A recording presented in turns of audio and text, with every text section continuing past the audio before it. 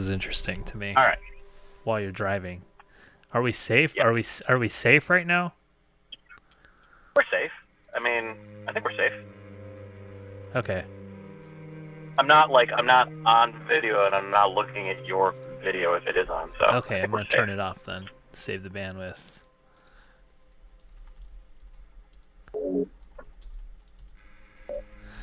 Passing by. So where are you right now? You're in the car? I'm in the car. I'm at Melrose, and where and Vine and Rossmore split in opposite directions. Oh yeah, I used to live right there. That's right there. I still have your cachaça from when you lived right there. I have a lot of your old booze that has not been used at all. Yeah, I didn't use it, although I have none left anymore. Maybe I should take it back. Except for your really fancy whiskey, which I did drink all of. Yeah. But I think that was a gift for babysitting Oscar, and not yeah, something I think that you that's gave true. me. And I probably would. It would have just been sitting on my shelf. Probably. I wouldn't have even looked up and known that it was expensive unless I gave it to you. And now you resent it. It's good. It's good. All right, we're making a left turn. Says, did you get the video I sent? I don't think I did get the video. Wow, I just got a text. We're gonna have a special guest tonight. I don't think We're gonna have a special guest. I love special guests.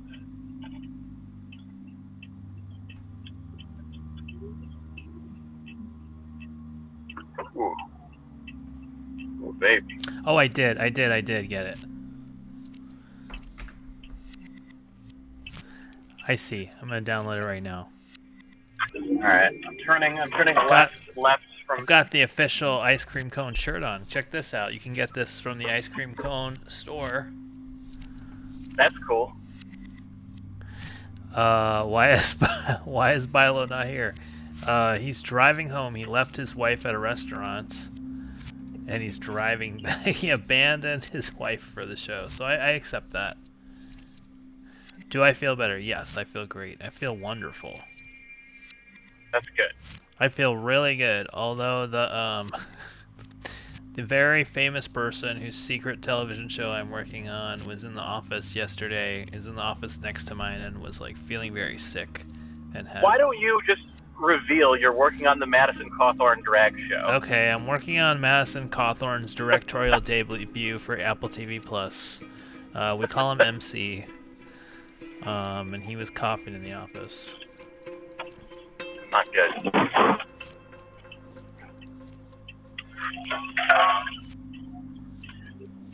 All right, cut over from Melrose to Santa Monica on Gower. Now I'm on Santa Monica. Wow. Passing by the beautiful Hollywood Forever Cemetery. I love broadcasting. It's just this advertisement for Skype that we're broadcasting right now. As I have no way to turn. I guess I could cover it. I can't have your audio and not see the Skype logo. So. I see. Yeah. Well, I also have a reveal for tonight too. You have a reveal? I have a reveal. Yeah. We'll have to see. Stopped at a red light here at Wilton. I hope. I mean, I don't really hope, but if a horrible crime is committed, we would be able to solve it on Dark Matters. Yeah, that would be great. That would be great, except for, of course, the victim and also the perpetrator, arguably. If you're just tuning in, this is Dark Matters.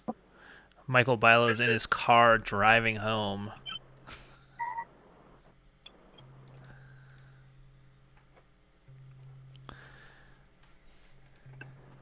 Brother Wax says, my dream is to make a show one day that Frankie works on as an editor. Of course, Brother Wax was making a show and interviewed me to be the editor on that show, and then I didn't get hired. So his chance at that dream happened. and went past, and he didn't even know the opportunity he missed. I mean, that's probably pretty bad. Then it's probably a good move to not hire me. I didn't know what I was doing.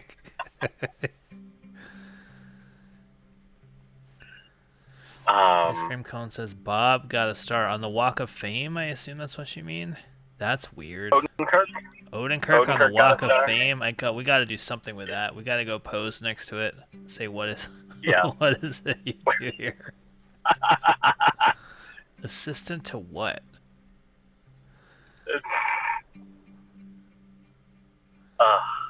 So wow. So Bilo's got a big reveal. I don't have any reveals.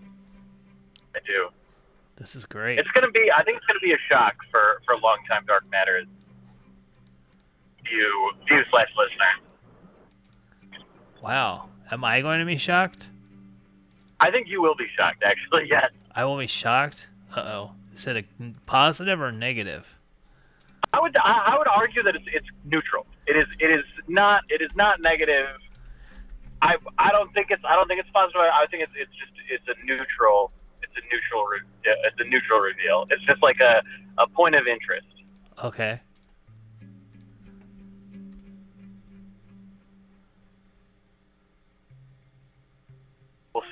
We'll see how the world reacts. Isn't that all that is on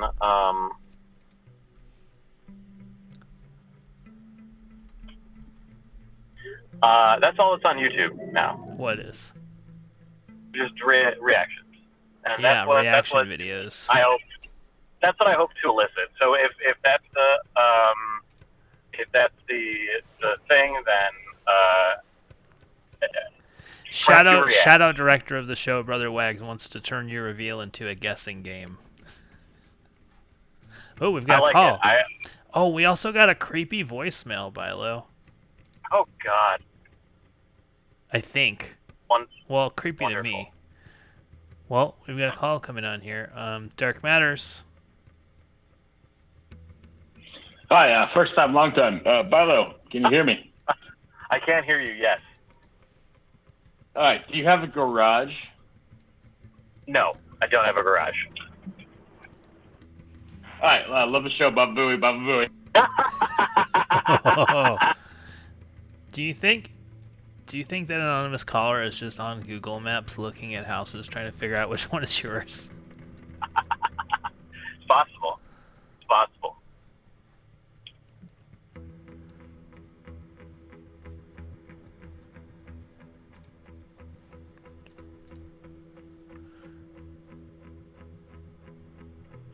I'm really excited about what this reveal is. What is this recession prep that we're doing today, Bilo? We're gonna prep for the impending recession. You know, the Dow Jones is off 5% over the last 2 days. I think the Netflix down a lot. They're cracking down on password sharing. You know, the good times are coming to an end. Okay. Yeah. 14-year bull market coming to an end. Uh-oh. And the people of Dark Matters need to be prepped for that. Need to be ready. Need to be, agile, mentally and physically. Big news just popped in the channel. There's only 2 shows on the Pack Theater Twitch channel right now. And Cozy, the host of the Cyber Jam, has quit that show. So it seems like there's an opportunity for us to somehow be the only show on this channel.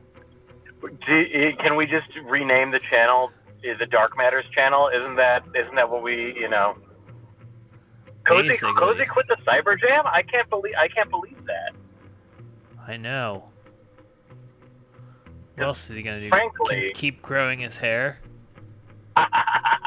He does grow his hair a lot. Westworld Live always, yes. At this point, we are gaining no viewers from the Pack Theater channel. There's no point to us using the Pack Theater channel other than I find it kind of funny that we're still using it. It's my own amusement. We should clearly just use our own channel. It does. It would make sense because we can monetize that. We could be making. Big Stroth bucks, the 1 cent from the Taco Bell ad. Like and or subscribe. By Dark Matters Prime.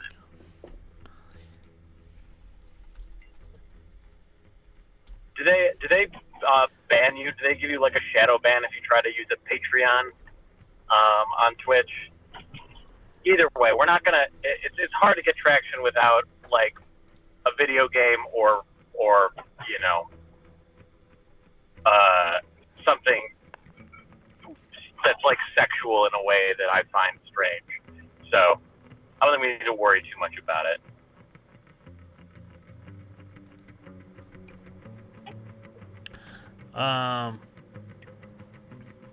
The pack. Do you think everybody else on our improv team that I'm barely a part of now was mad at me for not paying the $25? So the Pack Theater has been constantly Venmo requesting me. Fussy owes the Pack Theater $25 for Nuts, our improv team, for not attracting enough people to the theater. I'm also very confused because the email we got today said that like most of the shows have like brought in an audience or like have like grown their audience. And, like, first of all, no team has had more than 3 shows. And second of all, like I just don't believe it. Like I've been to 3 of the 5 shows that have happened, and like maybe one of them has like paid for itself. But oh, you dropped out there. You cut out there.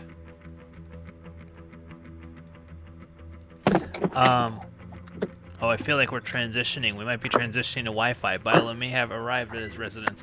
Yeah, so they kept Venmo requesting me $25, and I just ignored it because I thought it was funny. And then, hold on, I'm just gonna, hold on, where's this email? Oh, I must have deleted it. Hold on, let me go to my trash.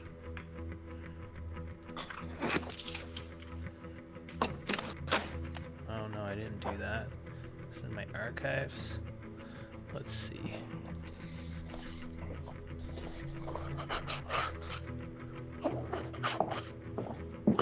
Why don't I have this email? It should be in my... That's weird. It's not on my Gmail, it's on my phone. I'll read the email from my phone. Oh, we've got a video from Ice Cream Cone. What a great day today is. What a blessed day. Hold on. Why don't I have this email anymore from Royce?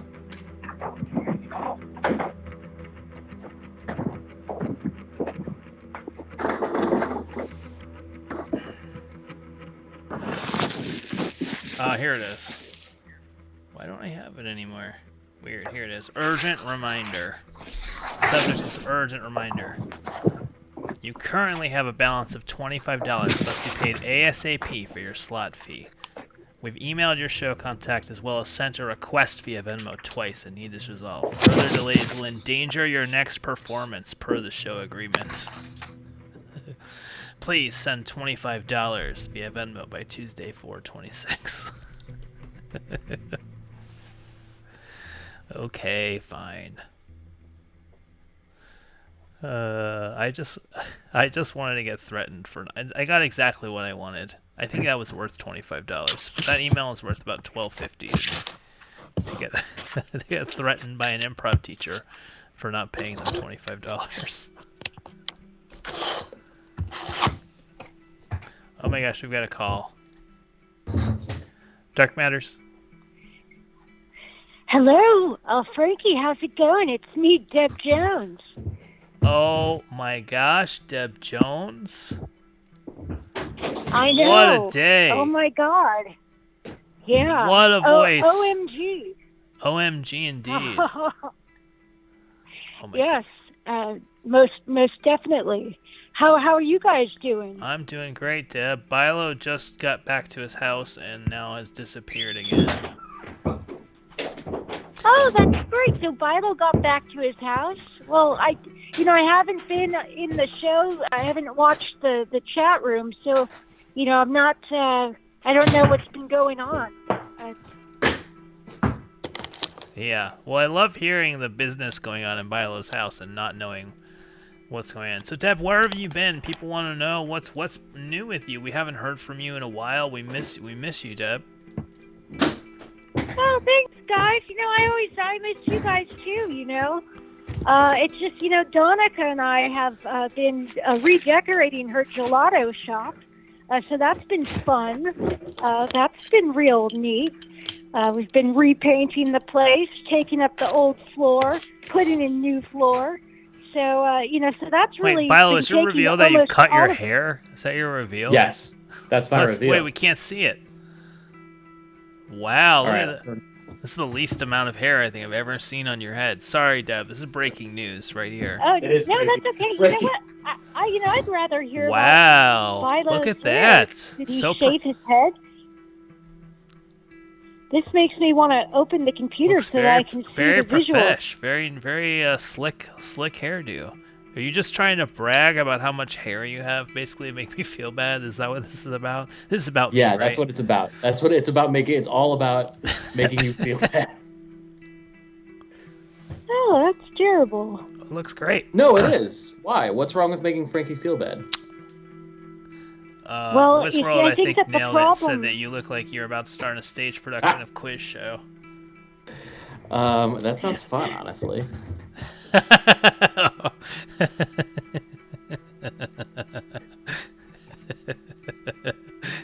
I'm laughing at Ice Cream Cone's joke.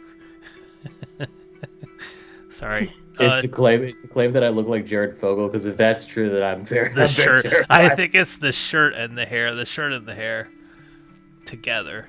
I think each alone. Yeah. Okay, Deb. I'm sorry about that. All right, Deb. Bilo Thank you. looks Yeah, great. It no, looks it's- great. All right, that is. I would Thank say you. that's a Thank you, positive America. reveal, Thank you, Bilo. I America. think it looks good, not a neutral. Okay. Where were we, Deb? I can't remember. I think that you asked where I had been, what I'd been up to, and I was just saying that I was helping Donica redecorate the gelato shop. All right, yeah, Donica and the gelato shop. Yeah, and to the pugs hang out Yeah, in we the can't- gelato we can't- shop. Forget about it.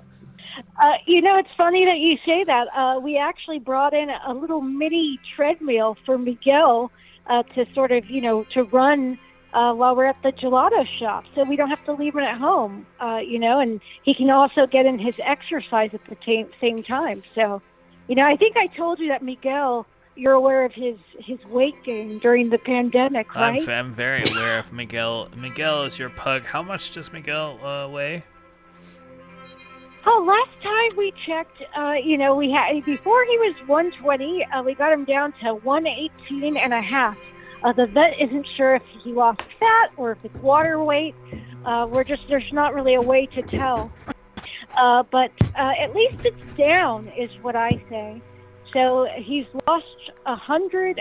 He's lost 1.5 pounds, Okay. but he's gained overall 65. 65 pounds. Wow. And That's what's his a lot for a secret for pug. the weight loss, That's a lot Deb? I always like to for a hear. Right. Well, it's funny because it's so hard. I was really curious if Miguel's just retaining a lot of water.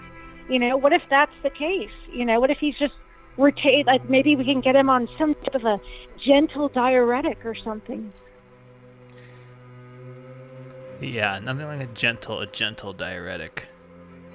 Just let the I mean, seriously. water flow out of him. Just Yeah, well, we do have there's a model that lives across the hallway, and she's always taking water pills. So perhaps we Yeah. can, I can get one from her and get it cleared through his vet.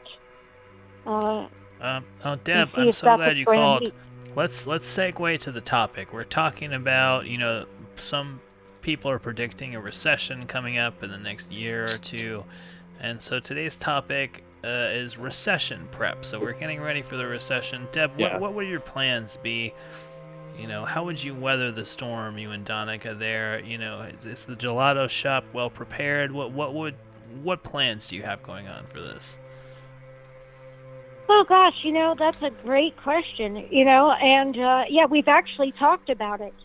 What would we do? And one of the ideas that we have is to convert the garage into a little guest house, and maybe rent it out. Airbnb. Get a little hot tub. That could be fun. But it would be a big sacrifice. That's where I keep my motorcycles. So and that's where. I didn't realize you were a motorcycle aficionado, Deb. Yeah. I don't know why you didn't know that. That's where I keep my Dark Matters award that I won right next to my bike in the garage. I think I've told you that before. Yeah. Which, that's unfair of me to expect you to remember that detail, but it's just, yeah. So that's what I think that we would do. I'd be very sad, to not have a place to store my bikes. But, when the going gets tough, the tough get going. But if it came down to it, that's what you would do. That's how you'd weather the storm, by becoming a landlord. Well, and, I think there would be also a good time for Donica to try to audition as much as possible. That was stupid. What happened? I'm sorry? Oh. What was stupid, Bilo? It was stupid because I haven't heard literally anything until just now, because I switched my microphone and speak to the audio box, even though the audio box cannot deliver sound. So who knows what happened? Who knows what happened? Sounded fine to us. Anyway, Deb, have you heard from Jody recently? I just got off the phone with her. We had a really nice Zoom chat, and yeah, we were talking about our next film, and where we're trying to decide whether we're going to shoot in Atlanta or Canada. Can you believe it? Yeah. Wow. Yeah. Well, I saw Jody, according to Deadline, is going to be starring in a Netflix film. Yep, she sure is. Are you excited? Do you like the travel part of your work, Deb? Do you like going? Do I like out there? traveling? You like traveling, yeah. I mean, listen, I don't. It's all I know. The refuge of the road, right? Sure. I feel I've been, planes, trains, and automobiles. It's the name of the game, I think, I used to live in Modesto, and I used to have to commute down to Los Angeles every time that Jody would, go into production. And it's only been until 2014 that Donica and I live in Los Angeles. So, yeah, Wait, you commuted from Modesto to Los Angeles? Isn't that like a 3-hour drive? It's a much longer drive than 3 hours. Yes, but yeah, it was. It was a one hell of. Donica and I, we weren't ready, to move on out to Los Angeles. For some reason in my head, Modesto was closer to Bakersfield. That's a 5-hour drive. Yeah, it's a very, very it's not a hop, skip, and a jump. Let's just put it that way. Yeah. What were you doing? Why were you living out in Modesto? It just feels distant from the film industry. It feels like you would be out there with, old hippies. Even those days, hippies would be old. Well, sure. Well, it was just one of those things where, I never really wanted to live in Los Angeles. There was only a need for me to do it, when I was, Sure.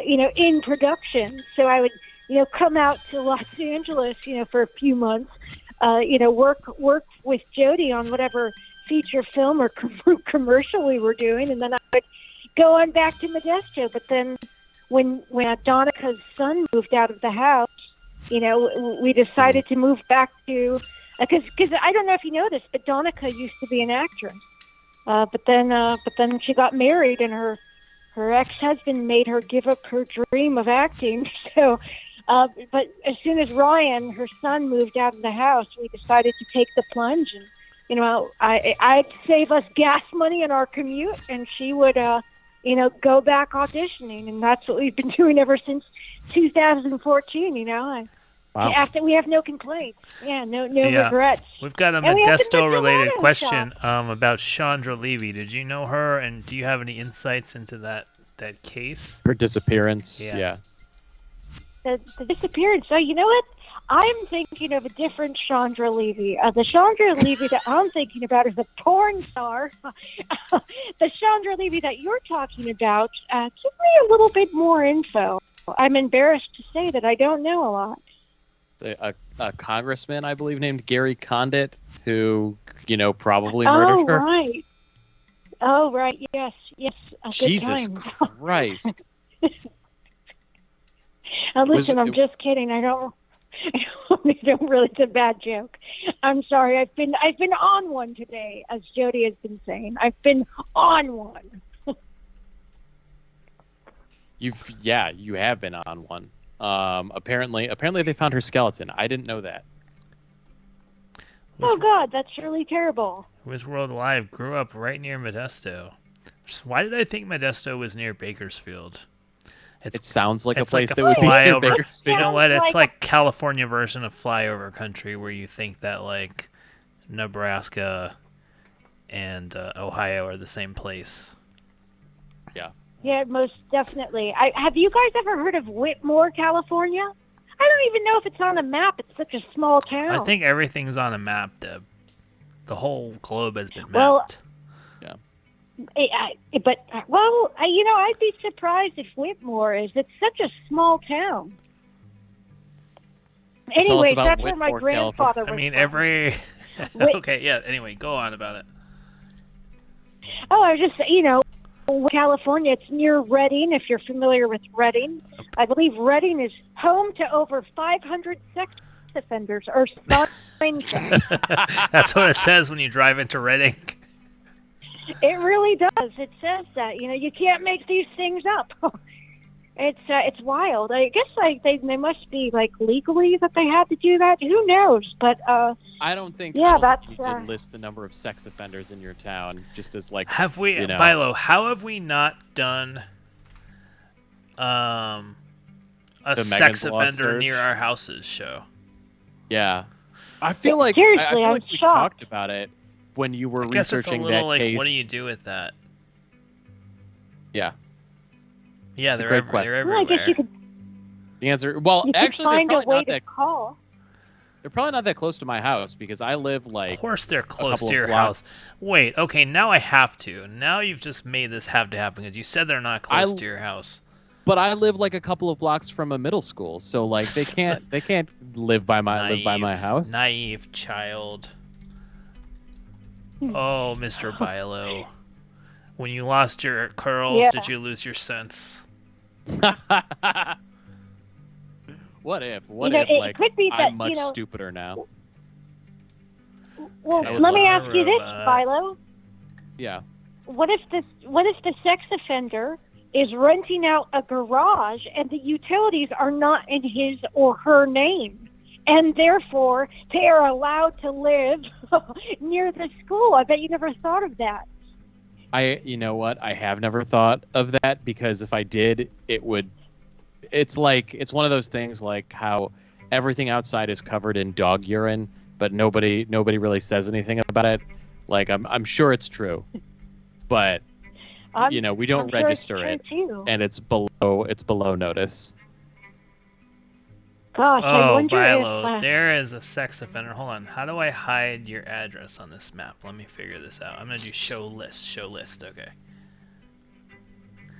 Oh, but then it's in alphabetical order. Hold on. I'm just figuring out the best way to do this without actually revealing. Oh, you know what? I'm going to put a house near your house. Great. Wonderful. I'm going to make it look like your house is even closer to where the sex offender is. Okay.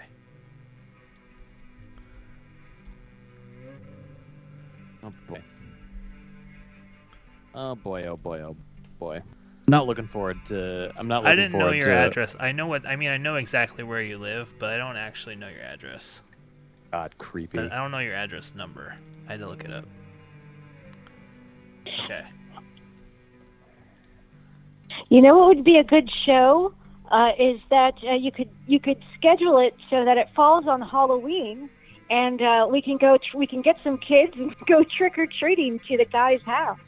How's that? Oh, to the sex take kids to a sex offender's house. Is that It will get people in the seats, right? I mean, I hate to say it, but I think we all know that's true. And since we'll be with the kids, it's not like anyone will get, assaulted. So I think that it's the best of both worlds. Oh man, right, there's a lot. There's a lot going on in the chat right figure now. This out. I've done not your actual address. Okay, here we go. Sorry, that took so long. Here we go. All right. Wasn't able to read anything. Okay. Wow, I haven't read the chat. It seems like there's some exciting stuff going on in the chat. Here we go. Window capture. Let's capture this window, baby. Let's see, Michael. Let's capture it. Oh boy, this is my neighborhood. What if I get mail and it's for the sex offender who lives? Yeah. There we go. Here we go. There we go. I'll just go up here. I'll just sit up weird. Okay, all right. So here we go. So here's the general area of your house. Okay. And here's the sex offender right here. There we go. You ever see this guy, Michael Plaza? Michael Plaza. You know? It's a bad one. Ay, ay, ay, ay, ay, ay, I don't even want to read what it is. Let's not even. Yeah, whoa, boy, that's very, very depressing. Bad. That's very bad. Anyway, what did he do? No, I don't want to really say it out loud. Uh-oh. Can we get the link in the chat? I don't know if it will work. It's not exactly a link. I will paste this and you can search. It will bring up the same search results. Anyway, this guy is literally walking distance from your house. Although I will say there's not that many more. That is a plus. Isn't that weird? Well, I wonder why that guy, why is he, it sounds like what he did, was, so bad that maybe he shouldn't, be living with the public. But, hey, that's just me. I mean, it looks like he was in jail for 15 years. Which is a long time, and I think it's most. Was it long enough? I don't know. I don't know. I do know that most sexual assaults are committed by people who are serial sexual assaulters.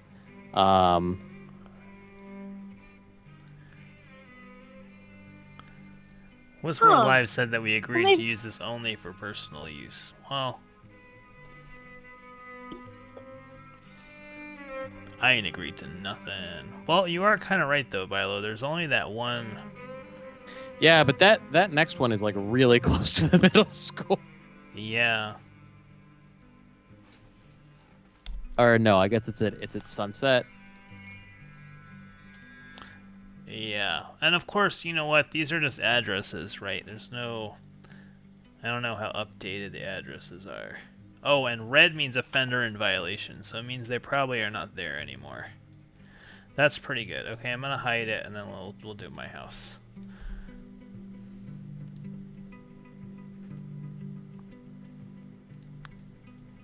Ay, ay, ay. Gosh. People on this planet. It's not good. It's not good.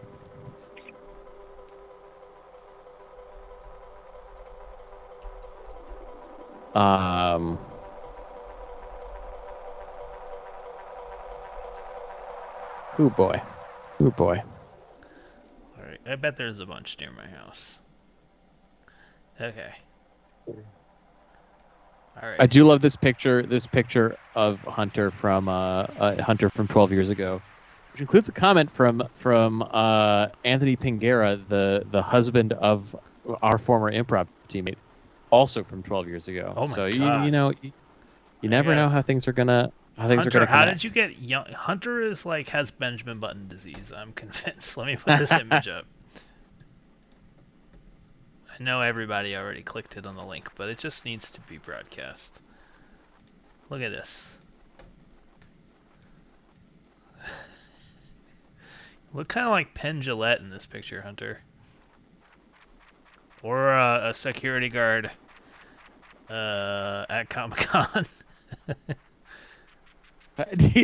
There is some strong Penn Jillette energy coming from this picture. Yeah. Also, what is Sonic about to do to you in this picture?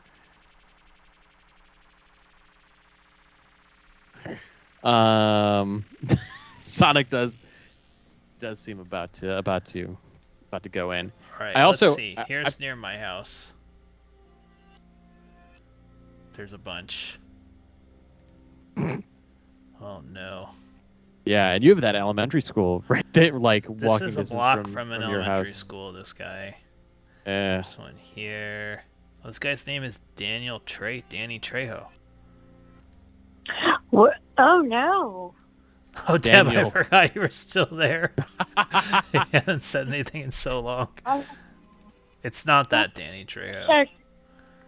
Okay, good. I was about to say that's the last donut from Trejo's Donuts that I ever consume. Oh my gosh. I didn't realize you were a big I will vegan not donut support fan. that. These guys are everywhere. Are they vegan? I was unaware that they were actually vegan donuts, I don't but think there you have they it. are. No, I thought.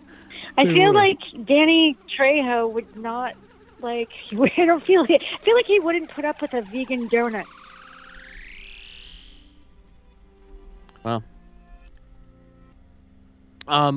Brother Wags asks, "What's the youngest partner Deb has ever dated?" Hey, that's a very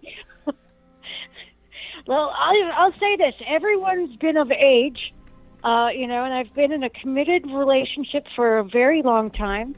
Mm-hmm. So, yeah. So I mean, to be honest, So 19 is what you're saying.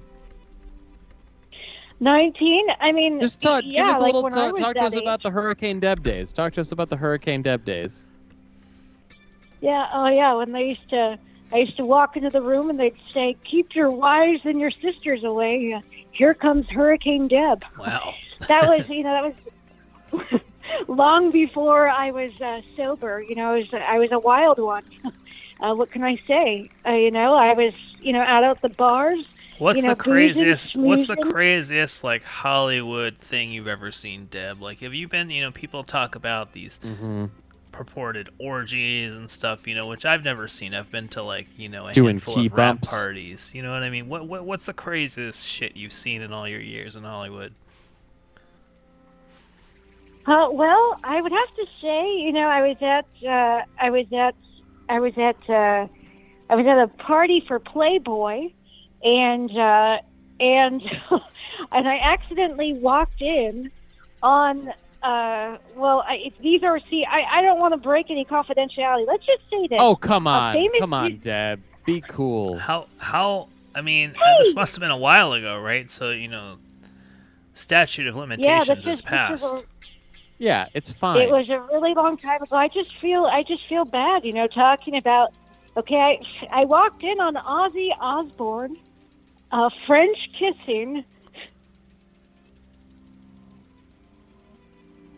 I don't know if I can. I feel bad saying it, you guys. Oh man. Okay. Well, can you give us a hint? Okay, let's just say it wasn't Ellen DeGeneres, but it was Ellen DeGeneres' first cousin who I used to party with a ton back in the day. Okay. We used to get totally drunk. We used to do a lot of blow together. You know, and I'm only saying that because I know So the craziest that thing you ever saw was Ozzy Osbourne just kissing somebody who's not famous at all. Just kissing Ellen DeGeneres, Tracy DeGeneres. Tracy DeGeneres. They were French. why is that crazy, Deb? That sounds like pretty tame to me. Well, listen, like when you're on as many drugs as I was on at the time when that occurred, it was pretty crazy. I'm like, what is Tracy and Ozzy Osbourne doing, making out? This is fucking insane. That's Yeah, what I it was getcha. like.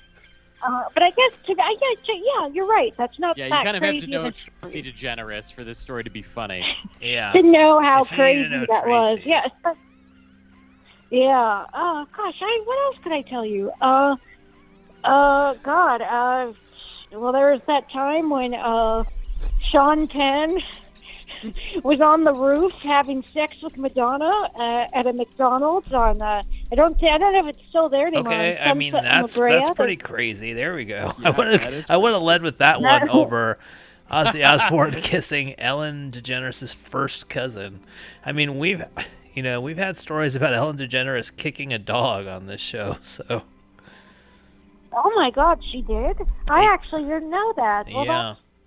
That's the one of last our time I Hollywood went to insiders. go on her I actually saw one of our Hollywood insiders from way back in 20 whatever year that. What year was that, Bilo? 17, 16? 20, yeah, something like that, 16 or 17. One of our Hollywood insiders was at the Barry premiere on Monday, and I avoided him because he is friends with my ex, Oh, that's tough. so I didn't talk to him. And J Pill is That's fine. not the one that you know. J Pill, 1978. Speaking of that, Barry returns tomorrow. Tomorrow night, 10 p.m. Support on the East Frankie's Coast, career. 7 p.m. on the West Coast. Watch Barry. Watch Barry. Go get yourself a subscription to HBO Max. 100% positive All of the proceeds Reviews. of Barry go straight to to me. Frankie's kids. I totally get residuals, and by totally get, I mean totally do not get residuals. I receive nothing. The success of the show does not impact me financially at all. I guess it does in a way that if the show is successful, then I'm the person associated with it, and then I get hired to do other stuff. So I guess that's true. And win Emmy. Well, come on, this is the Emmy year. We're going for it. I've started my campaign. That's right. That's right. That's right. Must bench advertising. I think I have Best I think I have like a 50% chance of getting nominated for an Emmy, so that's fun. That's a shiny, best. pointy Oh, statue that won't be in my you house guys because deserve- Ted Lasso will win. Come on, Ted Lasso. Well, not necessarily. You know, listen. Just I makes think you want Ted to be a Lasso better won- man. I mean, what you could win. You know, hey, if I had anything to do with it, I'd vote for you. Oh, thanks, Deb. No, Yeah, it doesn't quick matter. It doesn't question. matter because Ted Lasso is going to win every Emmy for comedy because everybody. You really think so? Yes. Yes, old people like Ted Lasso. You know what? Best editor I and like- best friend. I'm starting the campaign now. I'm gonna start putting it on bus I benches. do have a best host Mattersy. Where You do.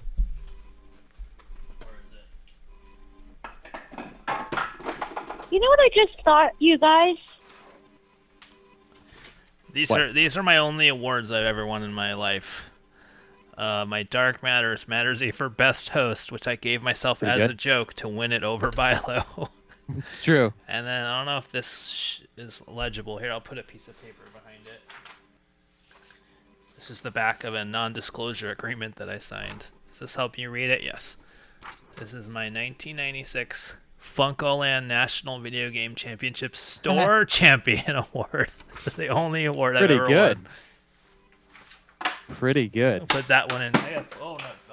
Gotta put that one in. Oh my God, I would love to host a for your consideration event at the still closed UCB theater, Oh my god. or just That's right, store Be- champion. Be non-criminally responsible for it burning down. Bilo, when I was in high school, I made a bet with my friend Lane that I think technically I may have already won. It was we made a bet that the first person to reach $2 million of net worth would have to do something for the other one between the two of us. Hell yeah. So if I reach $2 million worth of net worth, which will just happen due to inflation eventually. Pretty good. Like, if I just survive another 20 years, probably my house will be worth that much, right? No, my net worth is not close to $2 million.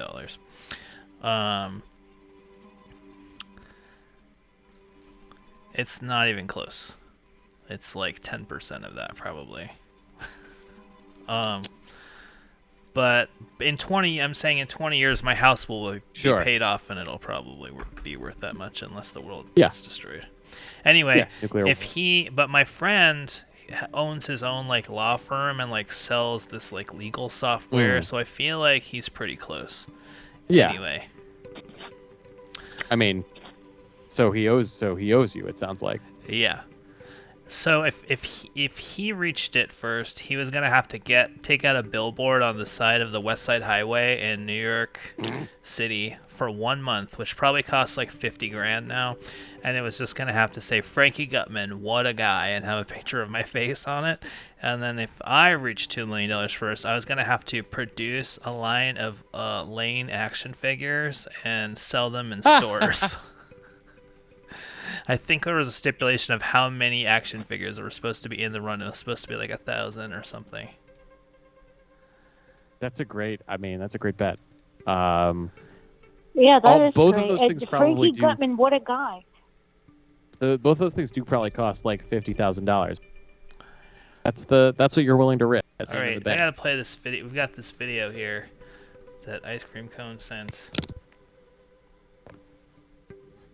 Oh, I hate the internet. I hate that I have to log into a separate Gmail for Dark Matters on my computer, but not on my phone. How do I fix that, Bilo? I don't think I understand exactly what the issue is. So on my phone, I have like a Gmail app, right? So I get like my personal email and Dark Matters, like all in the same app. But on a computer, I have to like open a private window and like log in to Dark Matters manually. Oh, but you can log into multiple accounts in the same window. I can. Just go to add account. Email. Oh, I actually have it already under there. Oh, it's been there the whole time, and I just clicked it. Well, this is a little insight into how. Oh my God, this is amazing. Hold on.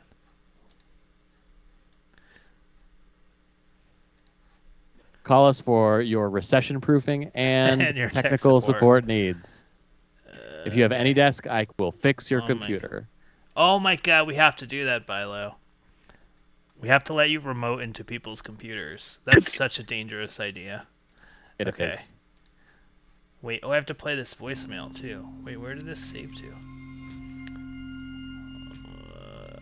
There's a lot of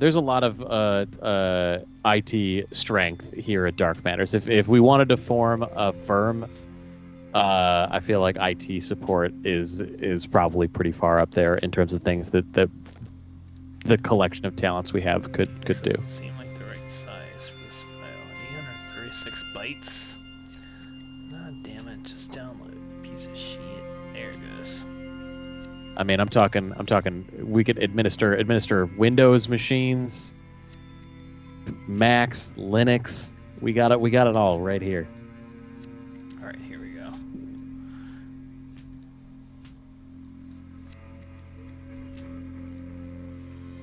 Here it is. All right. All right. Here we go. Hold on, I'm gonna rotate it. Why does it do this? All right. Oh my. Micro wrestling. Okay. This already looks promising. It does.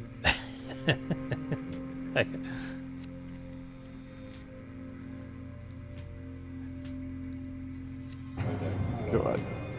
This is Ivar the Micro, the star singer and announcer at Micro Wrestling Federation. Catch Dark Matter on Saturdays. It's my favorite, and it will be yours too. Oh yeah!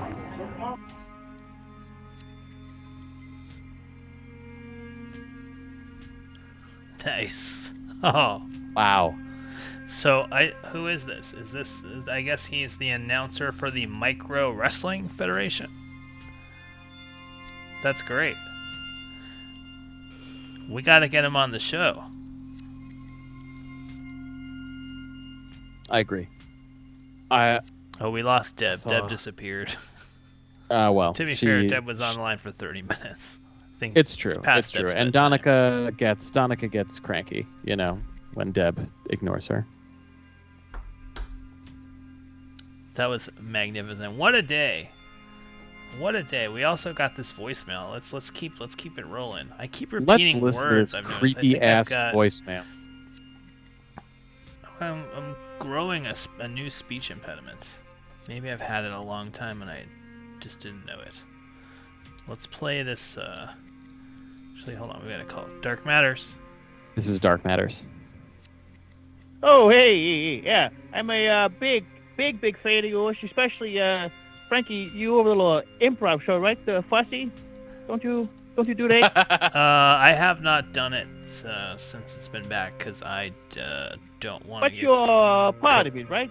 Part of it? He's part of it, Very yeah. technically still a part of it. Yeah, Yes. that's what I thought. Because we have a mutual friend who says, maybe you're kind of leaving some money on the table that should go to our other friend. Oh, And he's a bit concerned that perhaps your next show might be in danger. And I think we would all hate to see that. Yeah, I did get an email, strongly worded email suggesting Oh, if I didn't pony so up. you did get the email. I did get the email. So you yeah, got it. I got got it. Right, You and got the you email, and got you the didn't Venmo pay up request. there. Well, So I you got that too then. I had my friend pay up. I had Michael Scarston paid up for me. Well, maybe you should double check. Okay. Because my other friend has not received any payment. Okay. And after all that the Pack Theater has done for you, after all the work and money they've gotten you, you can't give them $25. I think they've really- think we've raised like thousands of dollars for the Pack Theater in the past. Yeah. Oh, whoa. What do you mean? I think, didn't we have a fundraiser Well, for we the had Pack ticket. Yeah. for the Pack We Theater? did. It was like our first year, and we made like $1,500 or something. Yeah. Oh. So wait, hold on here. This that sounds fucked up. Are you telling me that you have generated thousands of dollars or helped to generate thousands for this institution over the years, and they're now hassling you over $25? It sounds crazy, but yes, it's It true. It's sort of hard to believe, but It's yeah. I fucking think well. we've No, got- but you have this online show, right? And you used to get subs and stuff, and all that money went to you, right? No, to keep no, all it the goes cash? to, it goes to Miles. Goes All to- that went to the. Are you okay? Sorry to have bothered you, gentlemen. I gotta go talk to somebody. I'll be right back. Okay. All All right. right. Wow. Wow. I like that All guy. right. All right. We've got. Oh, we just lost a call. We've got a call in the queue. Yes, Hunty is correct. That's the show where first appearance of Nosferatu on Dark Matters. Hold on, I just want to play this creepy voicemail, and then we have a caller holding on the line. I apologize. I gotta play this voicemail. It's very ominous. I hope I didn't oversell it, but I was very excited to receive it. Here it is. All right. Hello, my name is Eugene. Tom. I gotta think this over. Goodbye.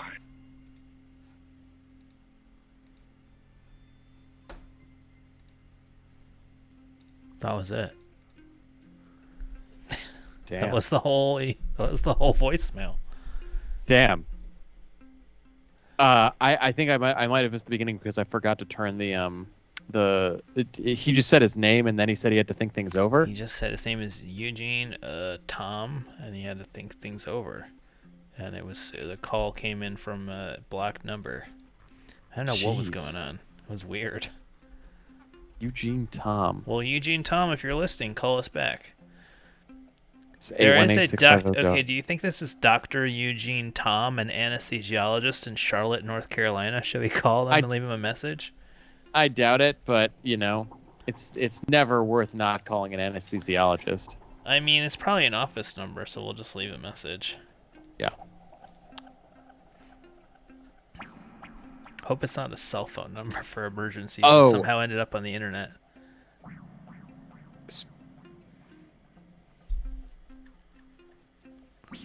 Oh, what? Speaking of that, have you been getting the like creepily accurate deep fake scam calls? The Department of Anesthesiology at the Carolinas Medical Center. Our office hours are Monday through Friday, 7 a.m. to 3:30 p.m. it's like a If generic this call is voice during box. normal. All right, well, Eugene, if you're listening, give us a call back. We're interested to talk to you. All right, we got another call. This is a cavalcade. Dark Matters. Cavalcade of calls. This is Dark Matters. Hey, so I hear Wizworld actually wants to hear about something in Hunter's backstory. I mean, Hunter's backstory is very interesting. So, and that sort of sounded sarcastic, but it's true. So this time in my life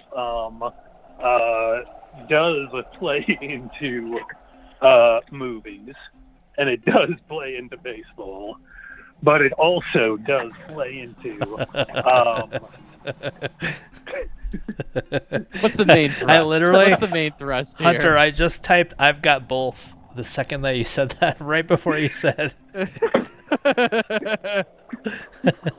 All right, out with it. Okay. So I have when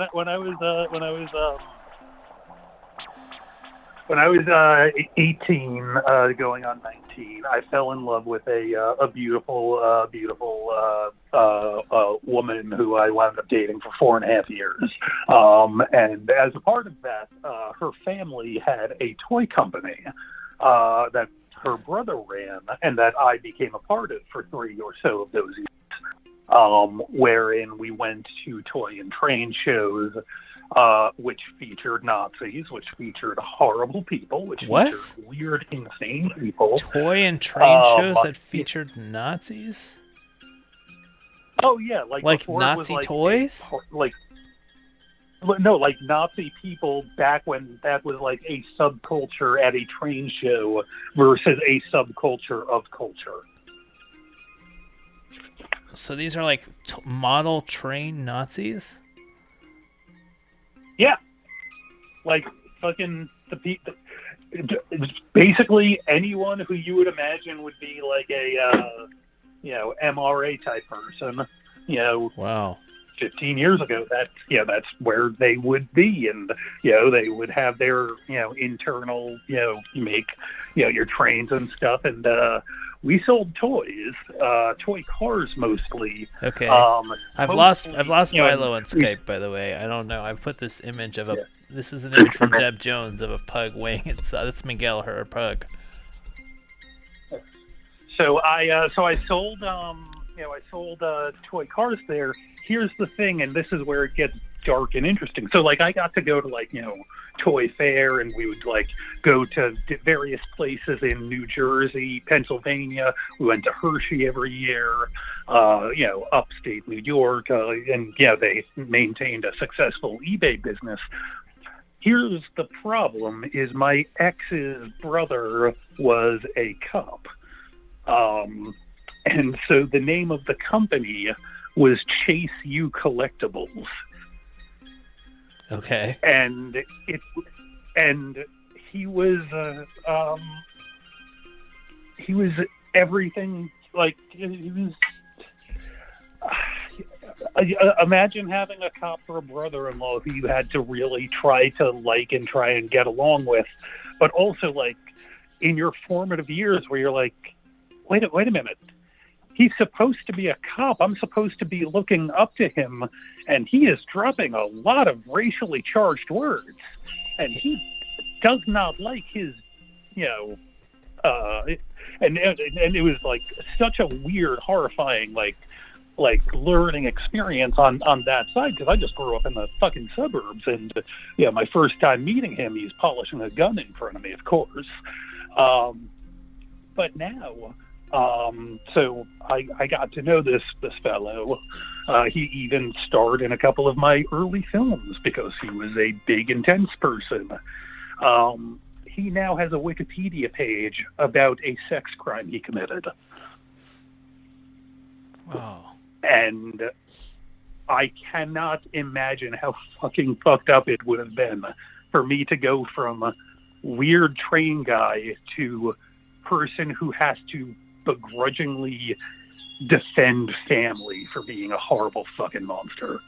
I don't think you have to, like, let's say you had married this person. I don't think you have to defend your, like, brother-in-law. I don't think Hillary's out there defending Roger Clinton.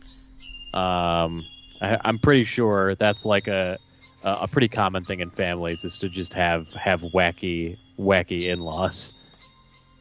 The closeness of this family, the intenseness, it would have been like it was a fucked up situation. Chase U Collectibles has a store on eBay. It does, and I did not say his name out loud so that it would not come back to me. But if you would like to try and trace the information, there is nothing more harrowing than the experience of reading something that says this person you knew did a horrible thing, and then reading the words that they were reported to have said, and to go, oh yeah, no, that sounds exactly like him. Oof. What about if they like stand behind a doorway and then you open the door and they jump out and they say "boo" in your face? To me, that is harrowing. It's also harrowing. That's not harrowing. That's just briefly scary. It is briefly harrowing. scary. Doesn't harrowing imply like a long duration of terror? I feel like harrowing it's an agricultural term. I think harrowing is an agricultural term that sort of that became scary. Acute. Oh, never mind. I'm wrong. Acutely distressing. So I was incorrect. According to Google. Which is more like jumping up and saying "boo." I think you're more right. Never mind. I just farted.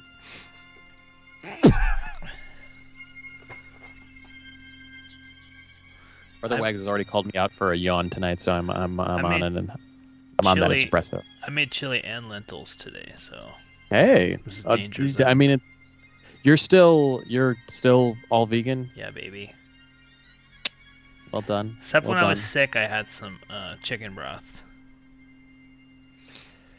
I feel like cutting out there are some things that I think are really you lose a lot, and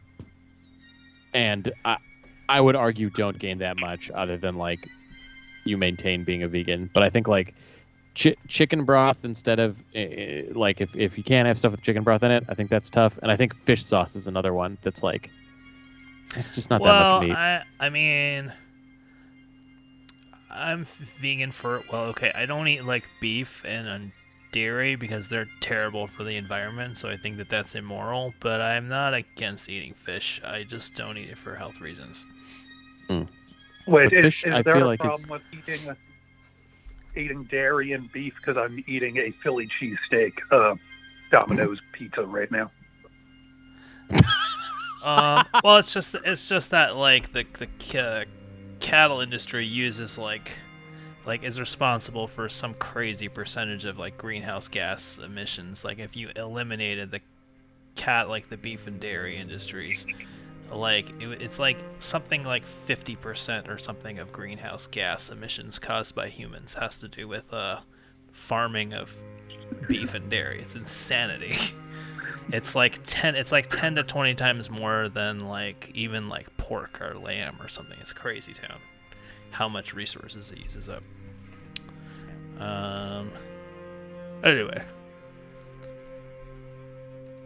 I don't eat fish because it's fatty, and I don't, I try not to eat fat. But I could eat fish. And I also dislike chickens and turkeys from personal experience, so I'm okay morally with eating them, but I don't eat it for...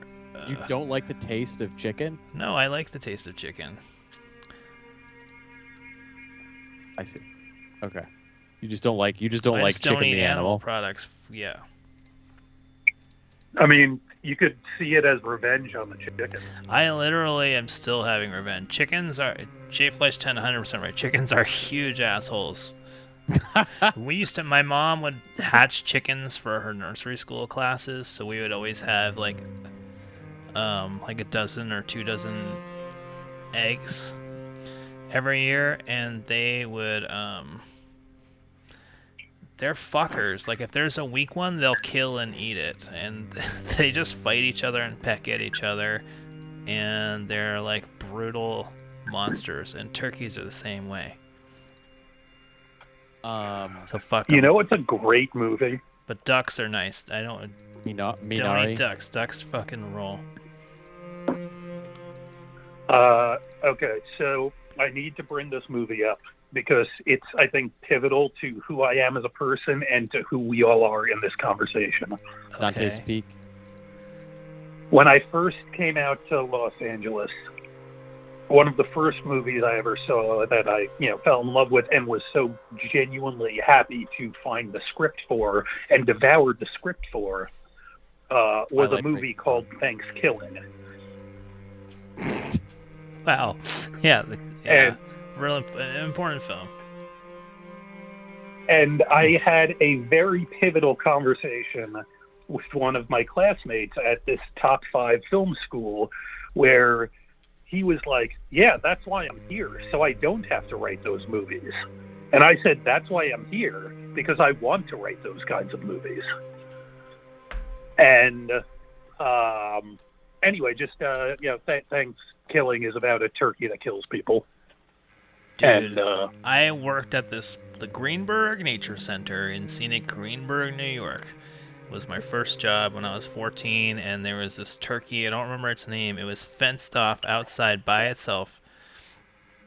And if you needed to feed the turkey or give the turkey water, you needed 2 people, because when the turkey saw a human being, it would just run at it and attack, and it knew where your weak spots were. So if you were a guy, it would peck at your balls.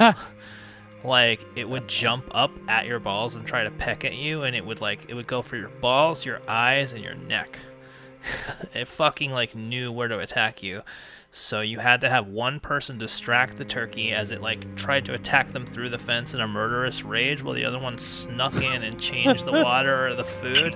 And it was literally like Jurassic Park, where if you stepped on the wrong twig or something, it would turn around and chase at you. And it literally pecked me. There was 4 or 5 occasions where I got assaulted by this turkey. Ever since then, I've been like, fuck turkeys. And then it goes inside and puts a human costume on and has Thanksgiving dinner with your dad and then kills your dad. Yeah. Which is also what happens in Thanksgiving.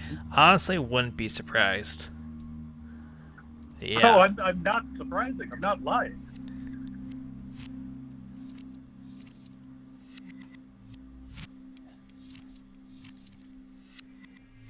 Let me see if I can find the fucking Wikipedia page. All right, hold on. We've got another call. Dark Matters. This is Dark Matters. Hey, how's it going, everybody? Oh, here it is. It's Ice Cream Cone.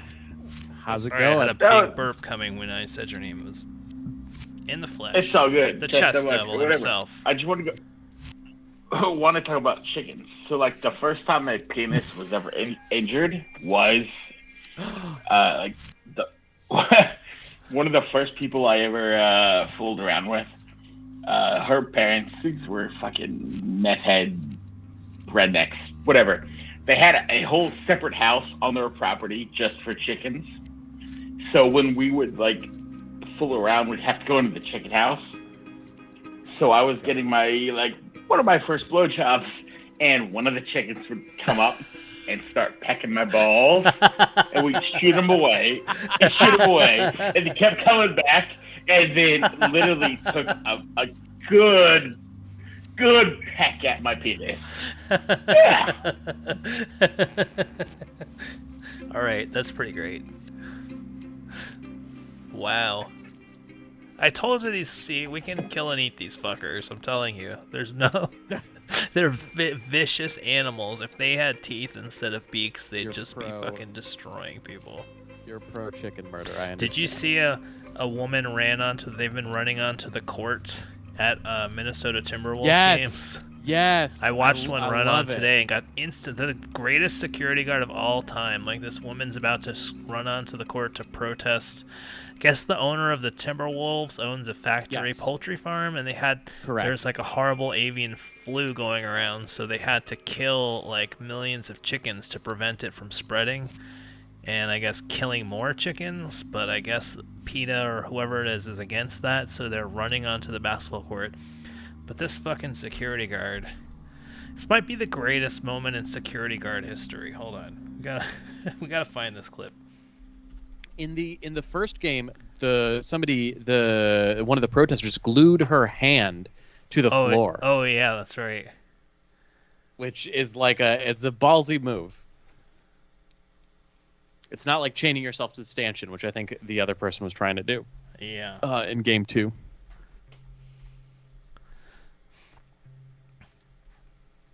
That's no getting a blowjob. Having a chicken peck at your balls is pretty amazing. I mean, I did find you a tiny person who can sing really well. I mean, if you want to come to Pigeon Forge, Tennessee, all you gotta do, see Micro Wrestling 2 shows a week. There's actually nothing that I want to do. Sorry. I have it in my top 10 list of places I want to go when I feel comfortable traveling around. It's definitely Pigeon Forge, Tennessee. I mean, hopefully you won't still be there. You'll be out here in California running escape rooms, but... Hopefully. So, just looking for a garage. Anybody who watches, please just let me know if you have a garage you can sleep in, please. What do you got, Bilo? I don't have a garage, but I'm just trying to think of who are the people who have garages, or what? Yeah, are you in the Pack Theater community group? I tried, and because of what it was sent to me, I don't know who sent me the emails, but also Frankie Wisworld sent me the email about who was Ice Cream Cone. So the owner of it doesn't know who I am. I tried to add myself to it multiple times, and they denied me. They denied legitimately the only fan the Pack had made over the pandemic. That's all you need to know. Yeah. That's not fair. The Pack made 3 other fans, and That's they're true. still sending things in to go sketch yourself. Okay, fair enough. Yeah, are those people in Arizona still sending things? They just retired from comedy. The guy from Washington is still sending stuff in, and Whitney is still technically one of our hosts. There you go. Yeah. But Ice Cream Cone is the... Yeah, it's very funny that you're... They won't let you into the group is really funny. Just start a new Facebook account under some fake name, and they'll probably let you in. I did. It was Chess McDevil, because I have not had a real Facebook page in a long time. Chess McDevil. You should come back in as, instead of Ice Cream Cone, Wooder Ice. It's fucking stupid. Wooder Ice. Wooder Ice in a dish.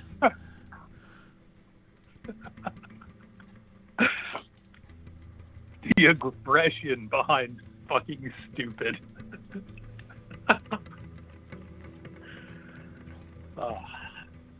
Recession prep. How are you prepping for the recession, Philo? Gold. You gotta buy gold. You gotta buy gold? Okay. Gotta buy Not gold. Bitcoin? Gold. It's recession proof. I don't know. I'm actually about to buy a lot of GameStop stock. Are you? Please don't.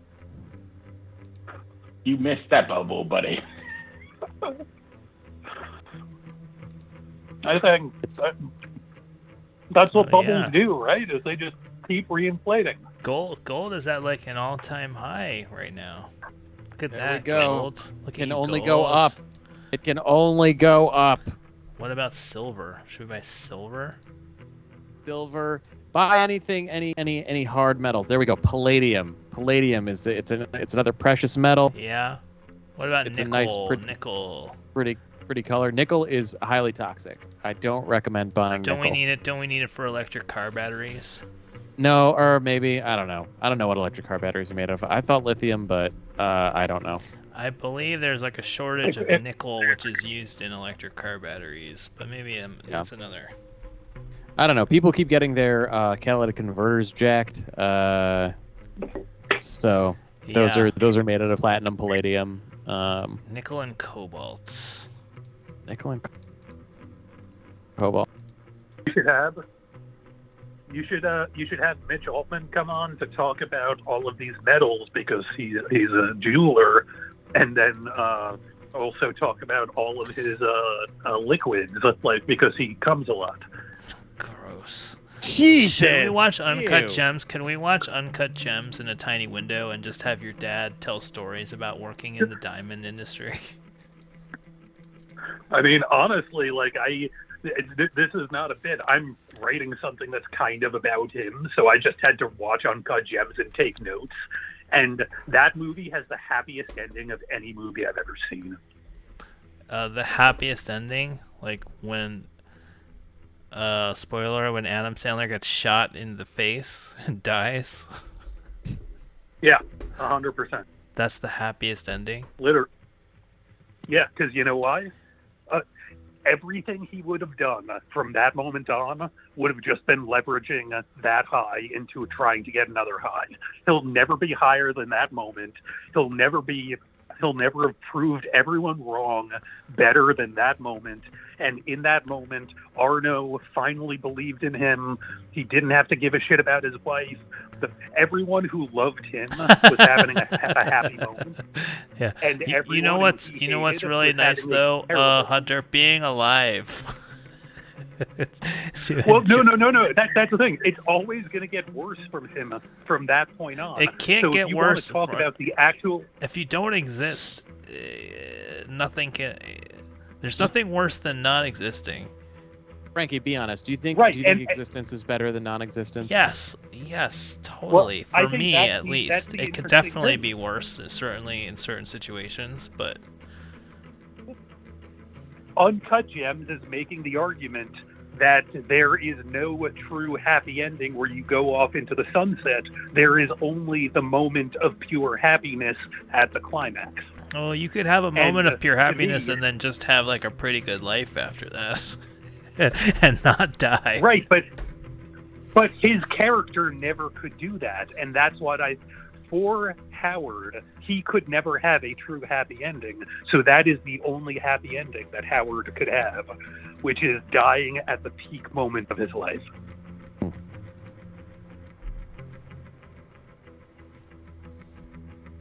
I don't know, Hunter. I just watched a whole bunch of little people wrestle each other. That was pretty fucking awesome.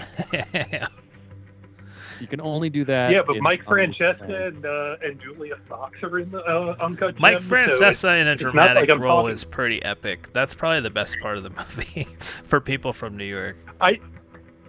That movie literally has one person for every part of the fan base. You need Kevin Garnett, you got Kevin Garnett. You need literally fucking what is it? Amy Ryan shows up for 12 seconds. Hell yeah. Like, Mike Francesa, Judd Hirsch walks in and out of the movie. Like it's. But the best part of that movie for me is those two guys.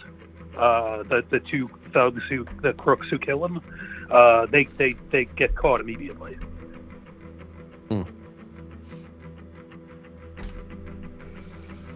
Because they don't know how to get out of those two double doors.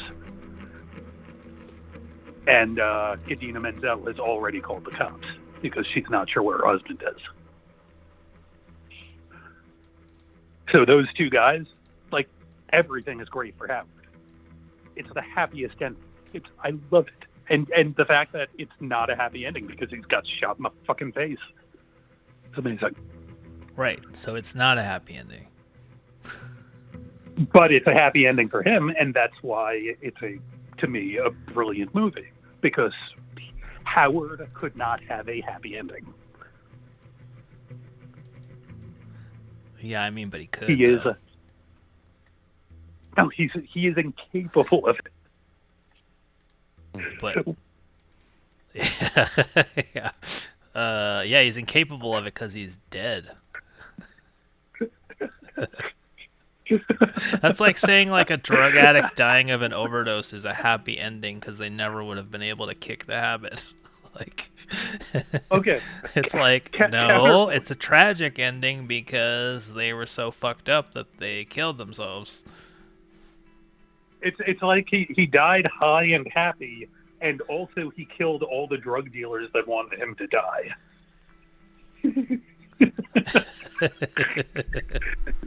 I'm with Whisper Live on this one. Sorry, Hunter. I haven't seen the movie. You haven't seen Uncut Gems? No, I haven't seen it. You're not allowed to live in Los Angeles if you haven't seen Uncut Gems. I think you're about to you're gonna get deported to Riverside County. Gonna lose my card and go up to Modesto, I guess. Oh, a puzzling. Oh shit! By the way, we can do a house swap. Oh, yeah, I've got there you the go. Of it. House swap. Yes. I'm opening up the Trump store. The ending did feel. The ending of the movie felt inevitable, but that doesn't mean it's happy. Like, it's like watching. They've opened up a second Trump store. I'm arguing that it opening was great a Trump character work that made it so. Opening a Trump store in Los Angeles is like, and just filming it. That's like, Nathan For You season 4 territory. It is. Could you imagine? God, it wouldn't be worth it though. It'd just be nothing good. Like, it would just become not funny so quickly. Yeah.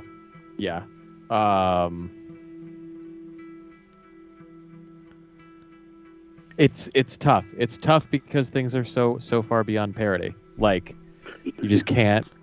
Right. Well, okay, so something I've been talking to Mrs. Devil about spending some more money about. I guess I need Bilo's permission. So we have signs everywhere for the new election coming up this year. And I just want to have, well, I've already bought them. Michael Bilo for mayor sign. I guess I just need your permission. Yeah, of course. I would love to become the mayor of Pigeon Forge. Write in Michael Bilo for mayor. I'll be there. Oh my god. It's former Jeopardy champion Michael Bilo for mayor. How did we not get you on the ballot? I guess, I don't live in the city of Los Angeles anymore, so I'm not up on the race. I live a block and a half from the city of Los Angeles, so I can't vote for mayor. We've got a gubernatorial and a Senate election this year. I didn't realize. Both outcomes are predetermined, I guess, so it doesn't really matter, but still. We've got a lot of candidates that might want to appear in person, including James Hannick, aka James's iPad, is running again. James's iPad is back. James's iPad is back. There's some expensive fucking houses in Pigeon Forge, Tennessee. They're very cute, but are they like Airbnbs or bed and breakfast or something? Probably, but this is like $500 a square foot for Yeah, most of them are. That's it. Like they took out all of the. Anyone who lives here can't live here anymore because they're all just Airbnb cabins. Yeah, I can. So that's one thing that Los Angeles and Pigeon Forge, Tennessee have in common. These are besides the Margaritaville. Dude, I've got 3 Margaritavilles within a 4-mile radius. Yeah, they're like Denny's over there. The idea of going to Margaritaville unironically is very strange to me. Oh, I used to do it with Sarah before Horror Nights. We would like pick Margaritaville or Bubba Gump and go to like a very like hackneyed dinner right before we went to the theme park. It was the best. Yeah. It was terrible. Like the only thing that was like actually edible were the breadsticks, not the pretzel sticks. 2-bed, 2-bath, and Pigeon Forge for $675. Yeah, I mean it's not LA prices, but it's like not far enough from LA prices that I'm like, oh, it's a good apparently this is known as on Google Maps. It's known as Cozy Cabin 714, which that's how you know it's an Herbivore. So I'm one of the only places that are kind of grandfathered in. I only pay $750 for my apartment, but almost everybody in my apartment has lived here for about 20 years. When I go out west, I'm gonna lose this house because if we do, we're fucked. Oh, here it is. It'll double. I found it on, if you just Google Cozy Cabin 714. Yeah, this is a hotel that you can book. $3 million bucks for 90 acres of land.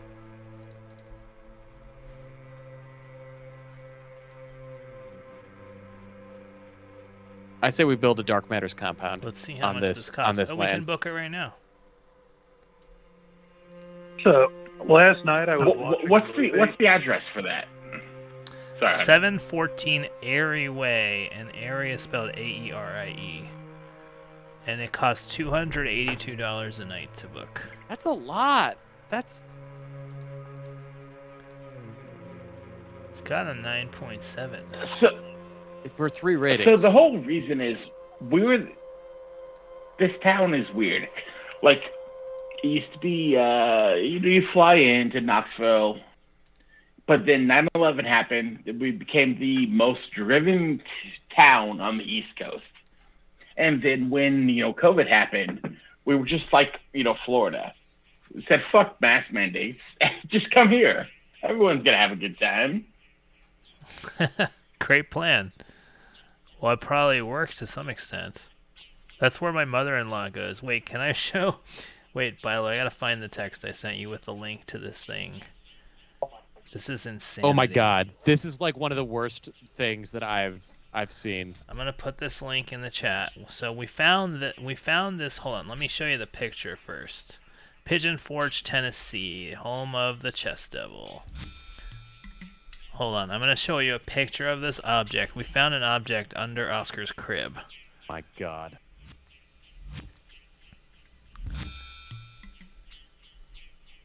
So here it is. Or hold on, what is it called? Hold on, I'm going to get one without it in the box.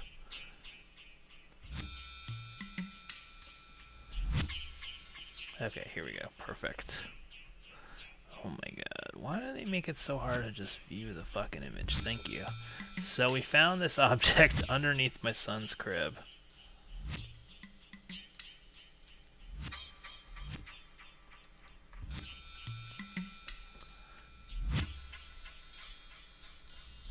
So here it is. This is the object we found. It's about maybe 10 inches in height. Maybe 3 to 4 inches, and maybe 4 or 5 inches in width. It's probably bigger than a Pringles can. It's about as tall as a Pringles can and wider. And it's just wood on top, and this is like solid metal in the center. And here is the link to it. We found out that we were like, what the fuck is this? It turns out that my mother-in-law put this in Oscar's bedroom. So we looked it up. On the top, it said QI Shield on it. So we Googled QI Shield. And it is QI Shield EMF protection device. It's the ultimate personal EMF. Oh, here, I'll put it up on the screen. Wow. Dude, no fucking joke. My mom has one with fucking buttons that protect her from 5G. Okay. It's fucking insane. Look at the price on this fucking thing. $1,200. This thing is $1,200. This hunk, it's not even, I don't even think it's solid metal. It's just $1,200 to protect, I guess, to protect my child from EMF EMF protection, not EMF blocking. It is proven through double-blind studies. What does that mean? That's clearly not true. To protect you completely from the radiation and EMF fields. The fuck do we do with this thing? I mean, you protect it's your child. Probably chi. Yeah, Save. chi. Yeah. Frankie, would you say that this is why you aren't worth $2 million yet? Yeah, this is Purchases why. like these? I didn't purchase it. My mother-in-law purchased it and put it underneath the crib. So, no joke, that cozy cabin is about 1.5 miles away from where I'm at. Nice.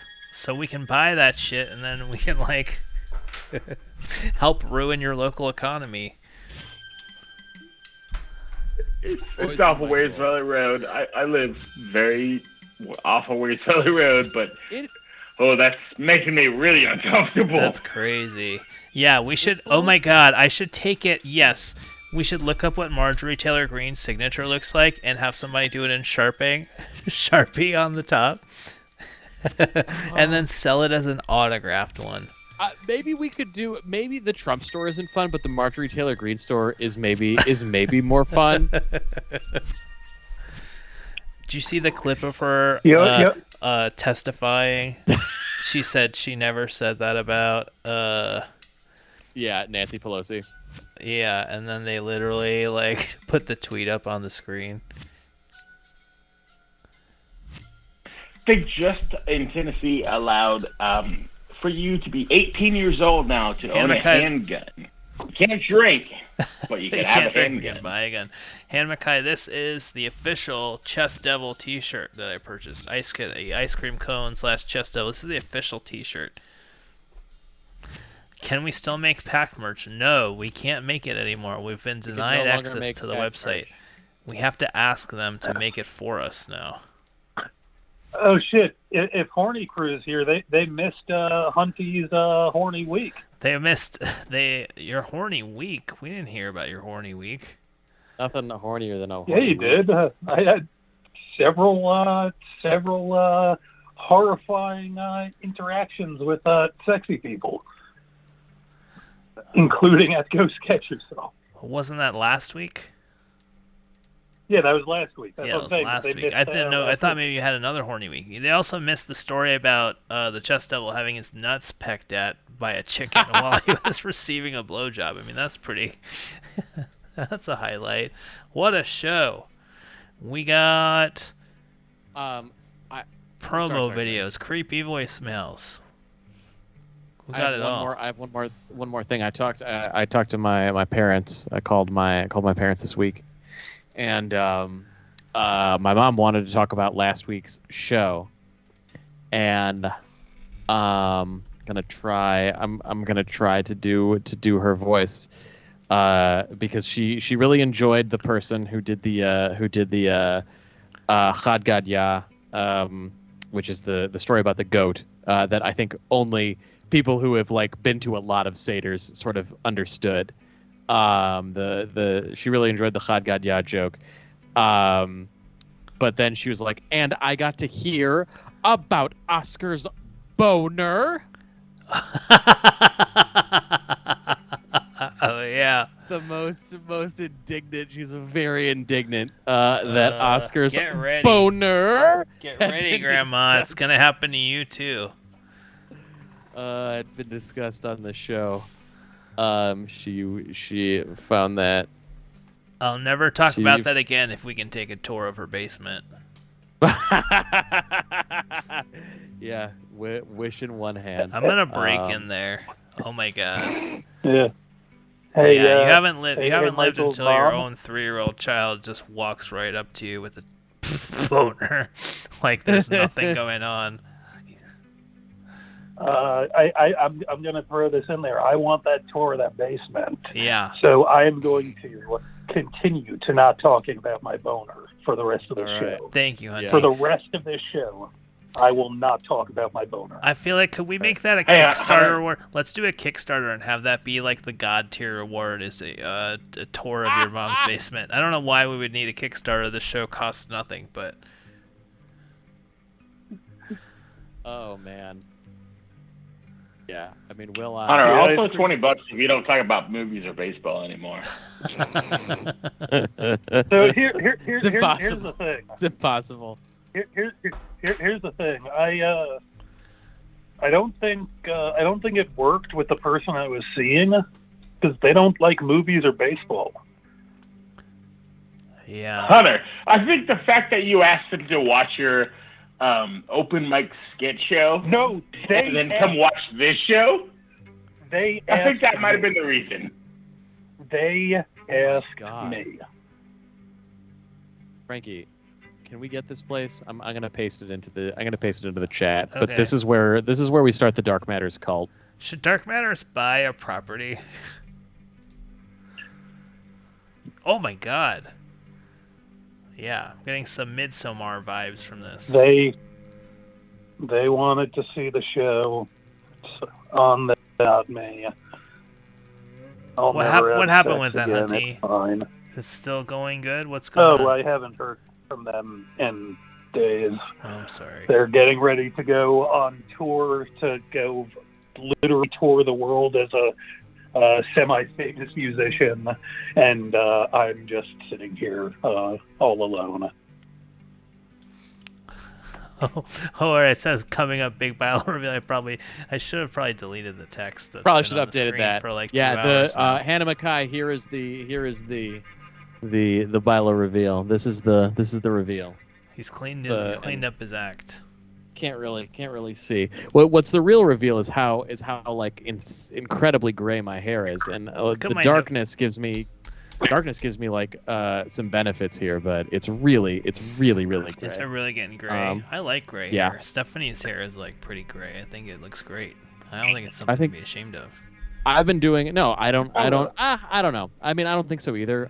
But I think cutting my hair down and like being forced to look at it is like I don't know. It's definitely not a comforting feeling. Yeah, Hannah Mackay saying that she would fuck your hair. So there you go.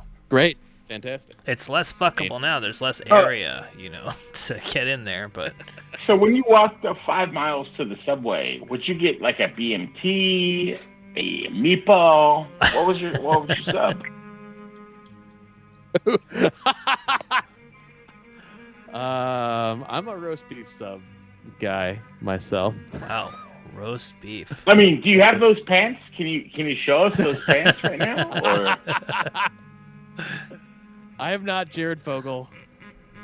I'm not related to Jared Fogle. There's some kind of joke of just having people hold up giant pants and then them getting frustrated that everybody congratulates them on losing a bunch of weight. They're like, no, I'm just holding up a pair of giant pants. I have like no gray hair. It's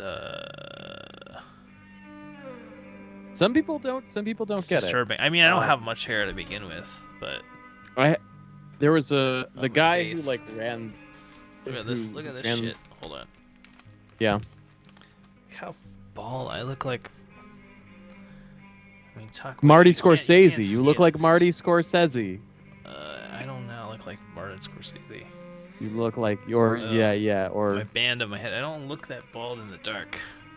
No, sorry, not Marty Scorsese. You look like Francis Ford Coppola. Oh, great. That's a body type I want to emulate. Hey, he's rich. He's rich. He rich. owns the best real estate in San Francisco, and he makes wine and is spending like 80 mil of his own money to make that he will lose making a movie. So I mean, it's not a bad life. Ads for The Offer or something like that, which is the Paramount Plus series about the making of The Godfather, I believe. Oh, and it just looks starring so great guy bad. Miles Teller. Yes, notable great guy Miles Teller. It really looks bad, just from the way it's being advertised. Oh yeah. Oh yeah. Oh yeah. Yeah, I gotta find man, this clip of the fucking- security guard tackling. Hold on. How the shit is Sevierville, Tennessee, as expensive as like, you know? Yeah, so we had a huge fire about 4 years ago, which burnt out most of the residential areas, and then they made them commercial or cabins. Yeah. So anybody who works in this town now has to live an hour away. Otherwise, you have to pay at least $1,200 to $1,500 for a one-bedroom apartment. That's nuts. It's bullshit. I mean, yeah. God, I can't find this clip.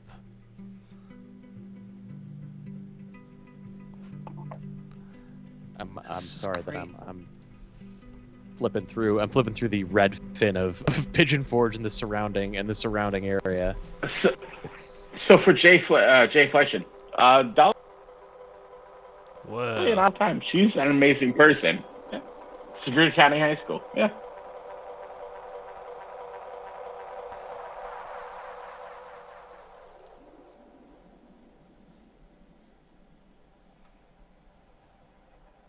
Buying intercourse.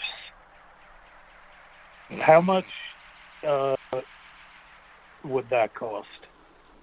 Hunter, if you could let me just sleep on your couch for a month, at most, 3 prostitutes. I don't care. Wow, what an offer.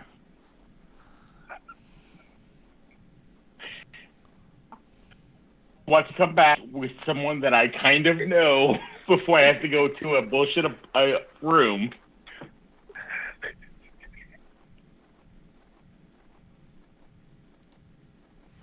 God, why can't I find this fucking video? Oh well. It's a great video. Somebody find me the video of the security guard instantly tackling the person at the Timberwolves Grizzlies game today. Oh yeah, it's the greatest moment in security guard history. Did you see the college pitcher who tackled the guy who hit him, or who hit a home run off him? I did not. Oh my goodness, you have to pull this up. I gotta get it. It's the sexiest thing ever. College tackle. Oh, I see, yeah. Pitcher tackle opponent. It's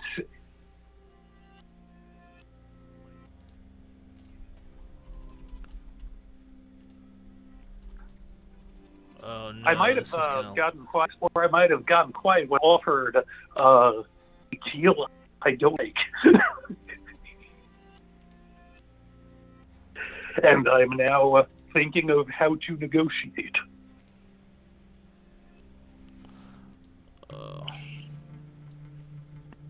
So we've danced around it, but Bilo, why did you clean up? Clean it. One is I just couldn't get get the hair at the length that it was under control. Like that was bugging me for a while. Like it was too why long. the need to control? Interesting. Thank you. Finally, we can get deep with me. Why don't we get deep, Finally. Bilo? Why don't we ever get deep on this show? That's a great question. Yeah, we never talk about anything that really matters. We don't really get deep. We should get deeper. We should get deep. Yeah. Well, we get deep with our guests. The last Like, time I it's not cut my hair. And we talked about your son's boner. Deep, very well, not deep. He's 3, but you know what I mean. One of the most disturbing things ever. Our old pediatrician was when Oscar was born, was just like checking him out, and looked at both of us and was like, "Wow, he is very well endowed." And I was like, "This is a 6-month-old baby. That is very creepy that you said that." That's a very creepy thing to say about a baby. Ugh. The second creepiest thing anyone's ever said about my young child is that one time I sent my mom a picture. It was like Oscar eating something and he had his shirt off, and my mom wrote back, "Oh, I see he's sporting the sexy look."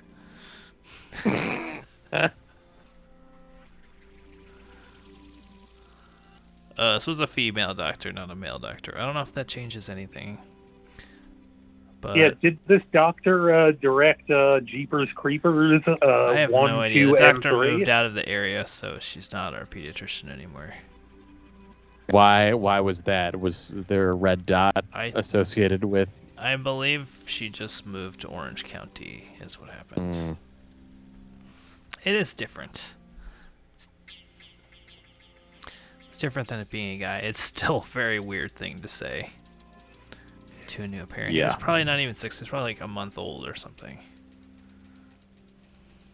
Oh, I went through my old pictures, and I have a picture of like me with Oscar at, I don't know, maybe a month or something like that. That I found. It's very cute. It was very cute to me. Wait, what is? Oh yeah, I gotta put this on. Wait, play this.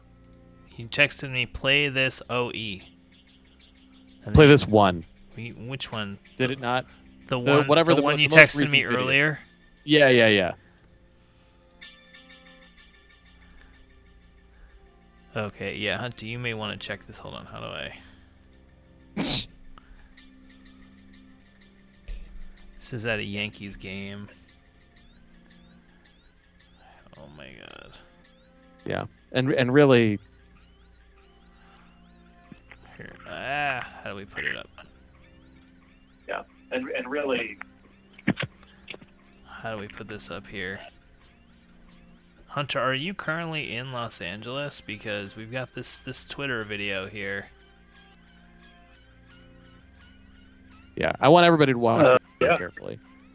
Here, I'll put it over my face, just to be fair. Yes, this is footage of Hunter tipping his hot dog in beer. Yes, this is footage of Hunter tipping his hot dog in beer. This is footage of Hunter tipping his hot dog in beer. It looks so much like you, Hunty. I'm sorry. I mean, look at this. At a Yankee game. We can't prove that that's not you. Can't. Exactly. You can't prove this isn't Hunter. We need proof that you were not in the New York area when this video was filmed. You know, that's the foremost fat guy of the show. Carbs on carbs are delicious. So. Yeah. Hunty's gone silent again. I'm sure he's just cooking. He's probably just he's just been caught. Cooking or seething. He's cooking a hot dog to dip into a beer. I wasn't allowed to go to Yankee games. I grew up in the Bronx. I wasn't allowed to go to Yankee games when I was a kid because my dad said the crowd was too rowdy. Because my dad was a vendor at baseball games. He sold food and souvenirs, and he refused. Even though there was a bus that went from our front door to Yankee Stadium in like 20 minutes, he refused to work there because he said the crowd was too rowdy.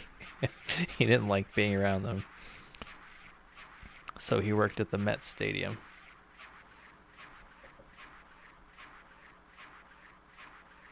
Milo, are you frozen, or are you just not moving? No. Saying anything? I'm just not moving. Did we I'm just lose not moving the or saying callers? I don't hear Hunty or the Chest Devil. I don't hear anything. I'm here. I just put myself on mute. Okay, fair. I see. Oh, okay. I was on mute because of the double video. Oh, okay. Got it. I also whatever. So, Frankie, do you not perform with Fussy at all? I'm not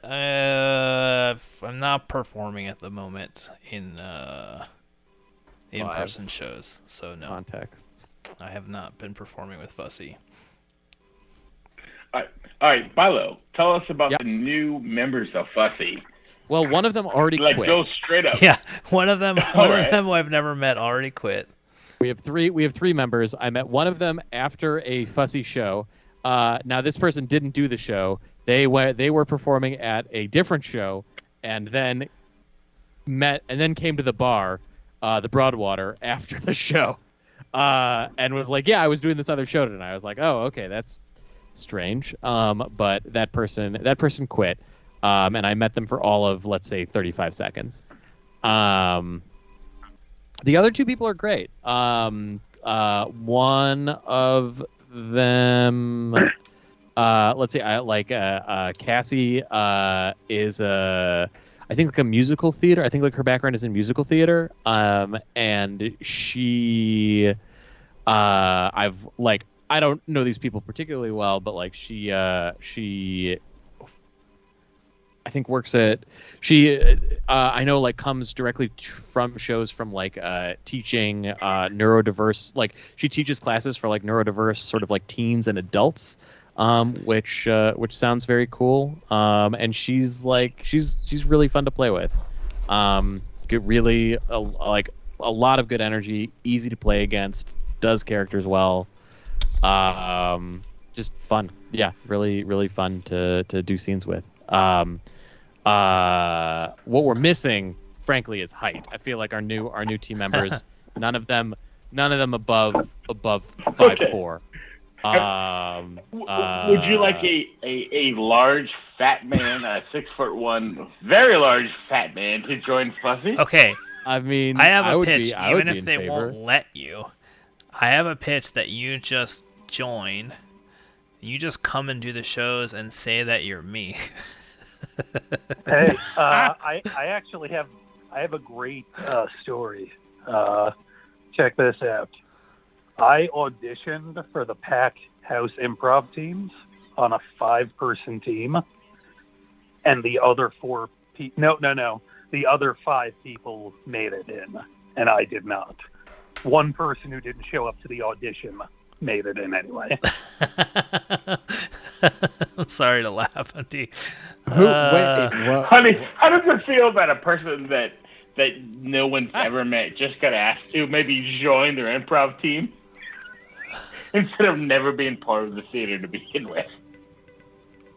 I mean, Ice Cream Cone, you're definitely a part of. You're more a part of the theater right now than most people who are part of the theater at this point. Yeah, I could be a fan. Yeah, we're good. I once did a callback audition for UCB Herald teams where everybody at the callback audition except for me got on a team, and one of them like totally bombed the audition and was like just awful, but he was a manager at the theater, so he got on a team, and I was the only one. I was the only one from my group that didn't get on a team, and I was the only one from my team that didn't get on a team. So that was fun. But here's the thing. You're talented and funny, and I failed to get on a house team at the Pack. Hunter, you are also talented and funny. No, we'll not have the Hunter Depression Hour on. No. That's not how we start the third hour of our 1 hour show. One person out of 5. Just let me on. Jesus Christ. Well, look, if it was me, I would have made it happen. But clearly, the Pack Theater determined I was not qualified to make those decisions. Wait, which year were you judging? The year before when Emily got fired. It was the year before you did it. Got it. Legitimately, one of the things that I'm talking to Mrs. Devil about coming out to LA for 6 months. Hey, I think I'd maybe get some stage time. And she's like, yeah, go for it.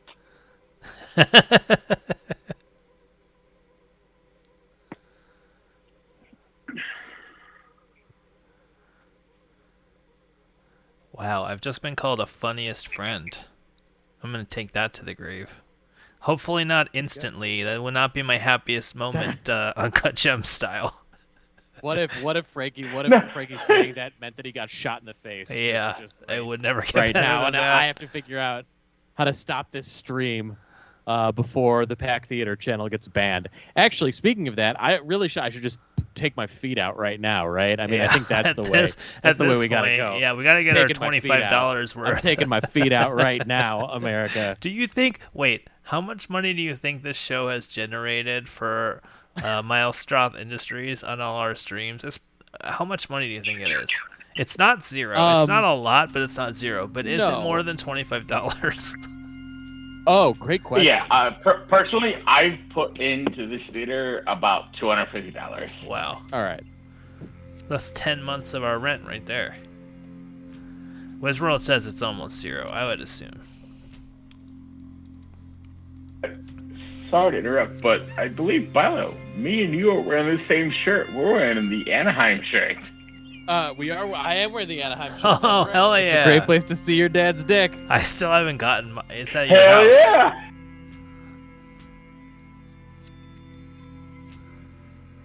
I wear it. It's like my favorite. It's my favorite undershirt now, and I wear it. I wear it all the time. Because, yeah. It really is. Like, the material they printed the Robo Bilo and this shirt on it's such a great undershirt. It's a great undershirt. For yeah. I haven't gotten my Robo Bilo shirt yet. It's because I have your shirt. Or I guess maybe you have my Anaheim shirt. I have your Anaheim shirt, yeah. I got my sister a Robo Bilo shirt for her law school graduation. Wait, I think I ordered my gift to her. I haven't gotten my Juche Couture shirt either. Should we just start a website, darkmattershirts.com, and have it be like a front end for like some other website that just does shirts, and then just put up a new shirt every week? Absolutely. And only we will buy it, and then we'll just have a collection of ridiculous shirts. I mean, for my wife's my mom has made me shirts. Like she would go to the public library for their like screen printing class, and then she'd make a screen printed shirt for my and so I made one. I'm in that vein, and my wife has been very jealous of these shirts. So for my wife's birthday, I made her. It was her first birthday as a Bilo officially, or I guess not officially, but first since we've been religiously married. I'm on Fiverr to draw a cartoon of our dog and put it on the front. Anyway, making shirts is great. They're Shopify. I was the only one buying them, but yes, you put a shirt out a week, you got a fan. Man, look, that's great. Unfortunately, the Juche Couture shirt, politically, I just cannot buy that one. Hold on. Nobody will know. Okay, do you think a single person you will encounter, and they will just think that you got a bootleg Juicy Couture shirt and you're a moron? They will not. There's no chance that anyone you encounter will know what Juche is. Put the North Korean flag on there. All right, I'll buy it right now. By the way, well, look, don't waste your money on our t-shirts. Unless you really want them. No, it's fine. It's fine. I'm a fan. But if you put in the keyword fussy, you get free shipping. So it gives you like 6% off. Or $6 off. No shit. Well, keep doing that, and I'm sure we're going to get an email yelling at us about that. But I don't care. Oh, I just farted again. Did it get on mic? No. If you I made lentils and chili today, so it's to be expected. Full of farts. I know it. America knows it.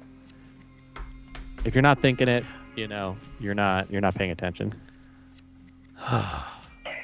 Can I?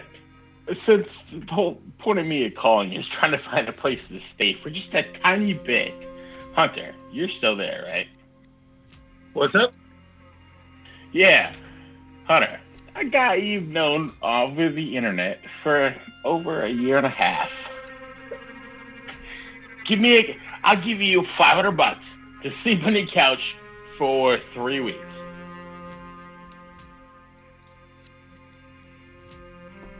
I had to play some. So this is how I find out what the cost to buy a prostitute? I mean, if you want a hand job, we'll talk about that later, but...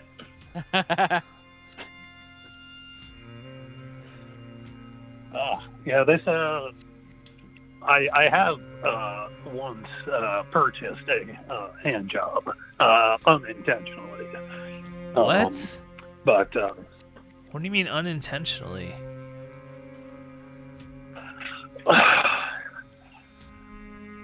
Yeah, so I was heavily liquored up, and my VP over at Morgan Stanley, older brother, gave me several hundreds of dollars to make damn sure something happened in there.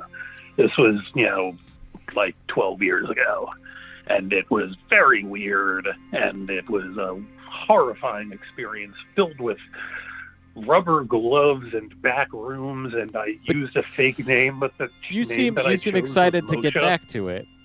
You seem interested in at least reliving that. Have you come to terms with the experience? Like, what changed? I have less resentment for the man named Moshe that I was pretending to be. So you said your name was Moshe? It was the name I thought up, and it was the name of a director at AFI. My name is Moshe. Yes. I mean, I buy it. I mean, him and libs of TikTok giving Orthodox Jews a bad name. Philo,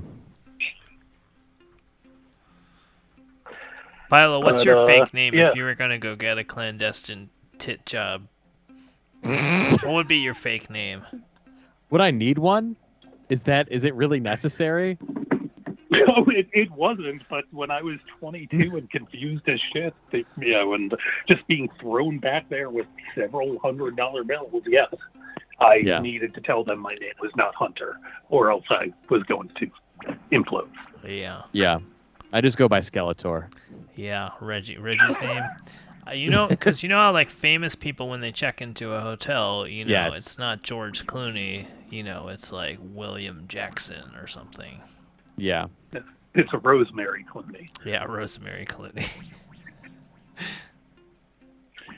I used to go by Herb Jones. Herb Jones, People power ask me what my name forward is. for the New Orleans Pelicans. Oh, sure. This was Yeah. 20 years ago, but yeah. You predicted him.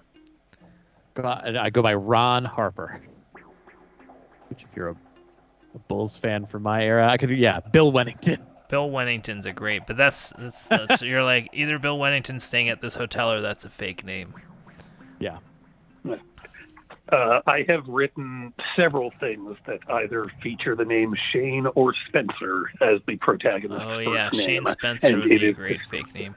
Or what if we just combine him and Ricky? It'd be like Ricky Spencer or Shane Leday. Oh, here's the best part. His real first name is Michael, so you can play with all of them. Mike Spencer, so fake. Mike Spencer. Michael. Mike Spencer is a great. Yeah. Wizworld go by Live's name is a William. perfect fake name for my name. I won't say it over the stream, but their name is basically like my name sounds like a character in a teen novel, a minor character in a young adult novel. So mine is the fake name that you would never pick. But Wizworld's name literally would be like because they won't say my name in a video game, I could use his name and it would be the most similar to mine. Or Tranky. I gotta go by Tranky. Tranky. Steal some Legitimately, library books. When I knew Wizworld's first name, I thought it was fake for 2 weeks.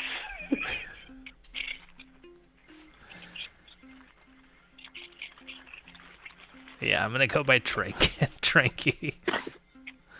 I'm pretty sure it's just because the T and the F are next to each other on the keyboard. No. I think I've heard of Tranky. Pretty sure. That ain't me. I don't know what ethnicity that name is, but it's pretty common. Alright, I'm not to do the pedophile thing again, but the guy that did the Ren and Stimpy show, he was on Howard Stern for a while. Wait, no. He was on Howard Stern for a bit, but then he got replaced by someone else. That's who you look like right now. The replacement guy. I can't think of his name. No. I think he's SpongeBob. I think it's SpongeBob. Oh, the SpongeBob guy I did hear some bad things about. The creator of SpongeBob? Old. I'm slightly too old for SpongeBob. The creator of SpongeBob apparently died in 2018. Tom Kenny. Yeah. Wait, you heard bad things about Tom Kenny? Isn't he from Mr. Show? Yes. Yeah. Yeah, I've only heard good things about him. Tom Kenny was... Well, okay, you know who also was really awesome? Oh my god. Jay Johnston was like the super nicest guy of all time, and look at him now. Yeah. So you never know. Still cool. But Tom Kenny was Still awesome. Cool. And he was like the nicest. But then again, Jay Johnston, also awesome and the nicest. And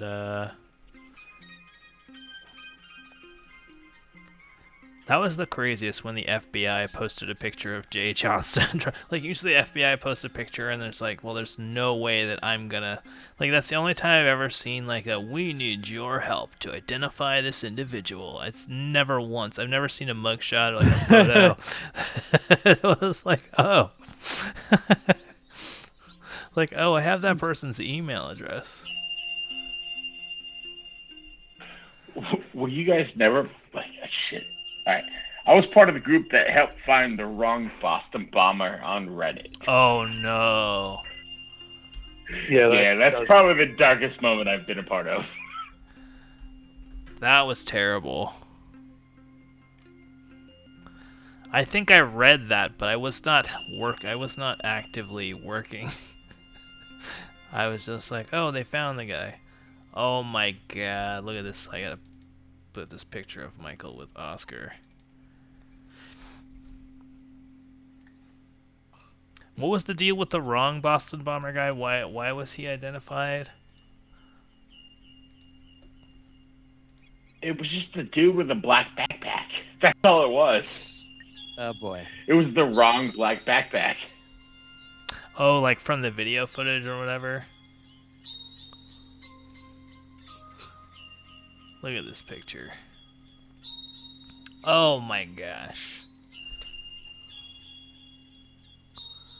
Look at how tiny this guy is. I like how it's a picture of Michael, and then I know this is a child who's terrified. This is very stupid, but I feel like he looks like you in this picture. In this picture? Yeah. You feel like my son looks like me? Yeah.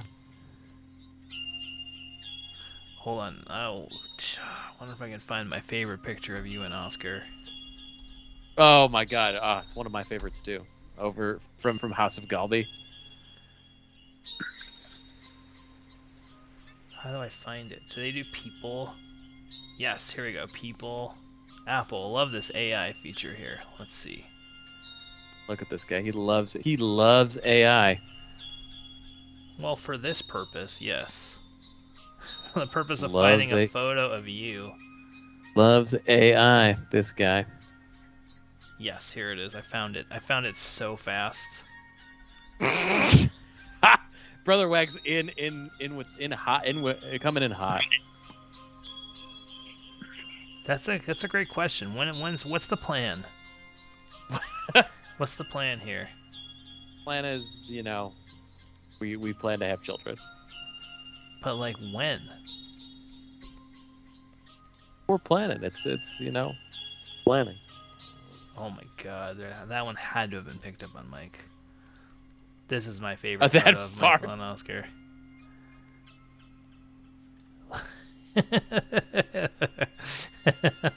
Just look at him like, who the fuck is this guy? Fucking Oscar found Waldo. It's like, what the fuck? Who the fuck is this guy? He's so cute. Ugh. I think Oscar there just became the poster boy for all the fussy shows going on right now. What? Yeah. What is up We're with in that trouble. guy? Look at this. We're in trouble for not promoting our shows. We're not promoting and not sending the $25. Not sending that $25.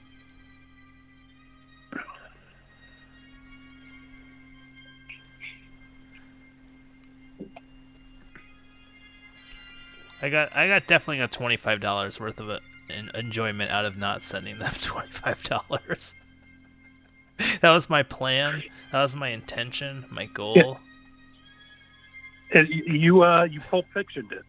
You Ezekiel 2550'd it. You bought the joy of getting to get a letter for $25 for $25. Yeah, exactly.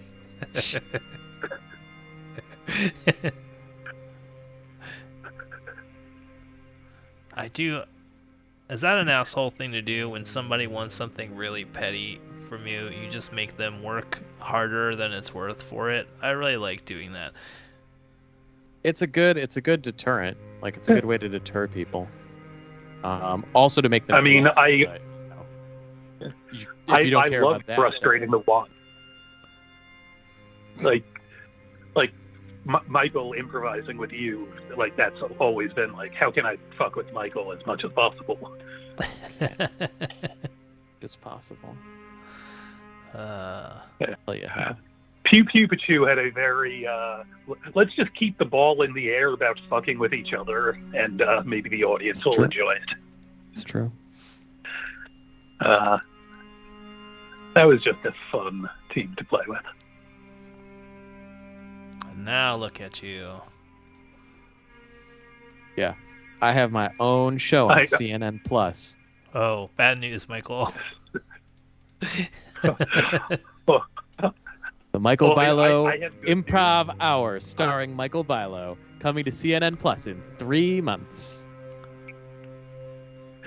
But you are in a holding deal, so you can't leave, right? Yeah, no, they got me. I signed a non-compete, so can't start up any new. Honestly, I feel like C-SPAN Plus would have more subscribers than CNN Plus. Yeah, it's got the 24-hour like just on vibe. Because C-SPAN has probably like dedicated people that watch it. Hmm. You think there's somebody who's not employed by CNN who's really bummed about CNN Plus? Do you think there's one person? Not what somebody I found employed there who may have lost their job, which sucks. But I mean, somebody who was a diligent CNN Plus watcher like, who was losing out on their. I can't wait. Jake Tapper's mom. Again, okay, not directly affiliated with CNN. Not Jake Tapper's mom. Okay, doesn't count. I bet some people were pretty excited for the Allison Roman show.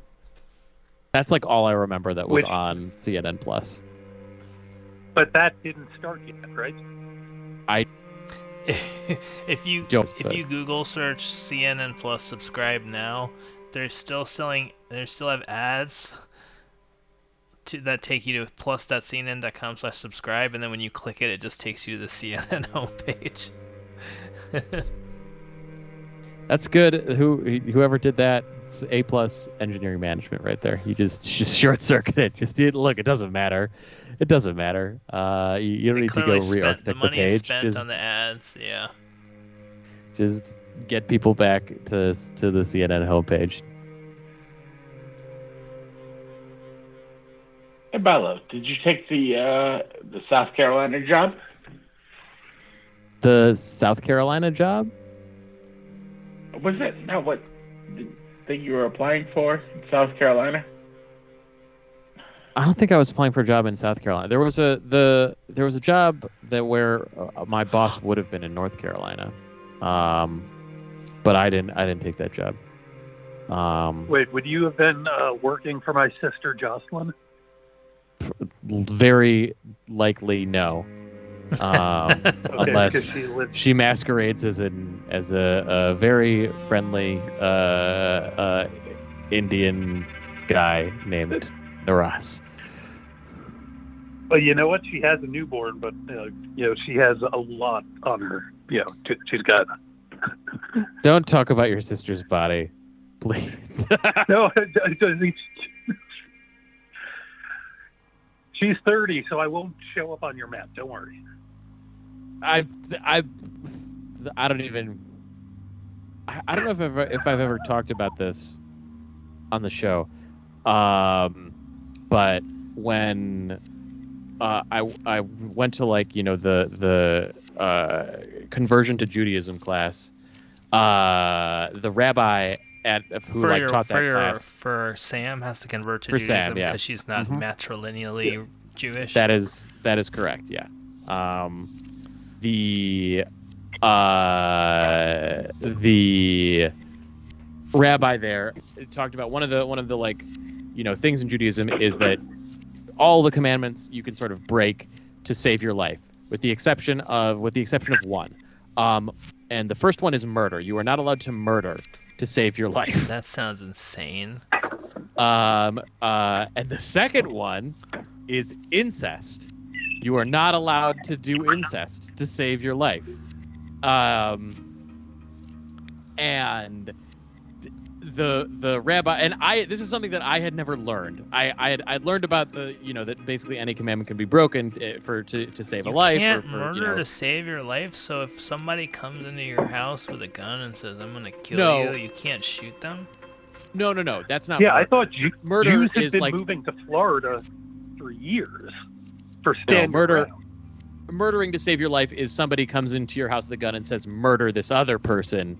Or I'll kill you. Or I'll kill you. Yeah, the self-defense is like fine, but you can't kill somebody else to save your life.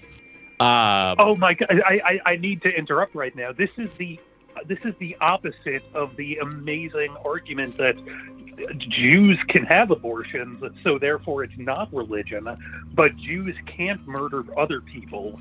Which means that the Jigsaw killer is, in fact, an actual murderer if he's killing a Jew.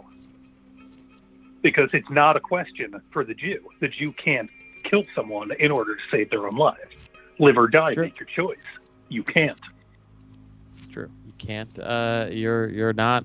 You are not allowed to murder to save your life in Judaism, or like that is it is against Jewish law to murder to save your own life.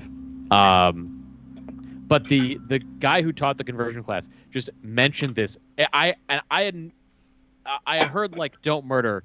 You're not supposed to murder to save your life. I'd heard that like maybe once in my Jewish education, which like went all the way through high school. In like Sunday, in like Sunday type school. But I had never heard the like incest prohibition because it's just not a big part of life. You don't need to worry about it. You hope. You don't need to worry about it. But perhaps this that's rabbi, naive, but for this class would repeat this prohibition against doing incest to save your life.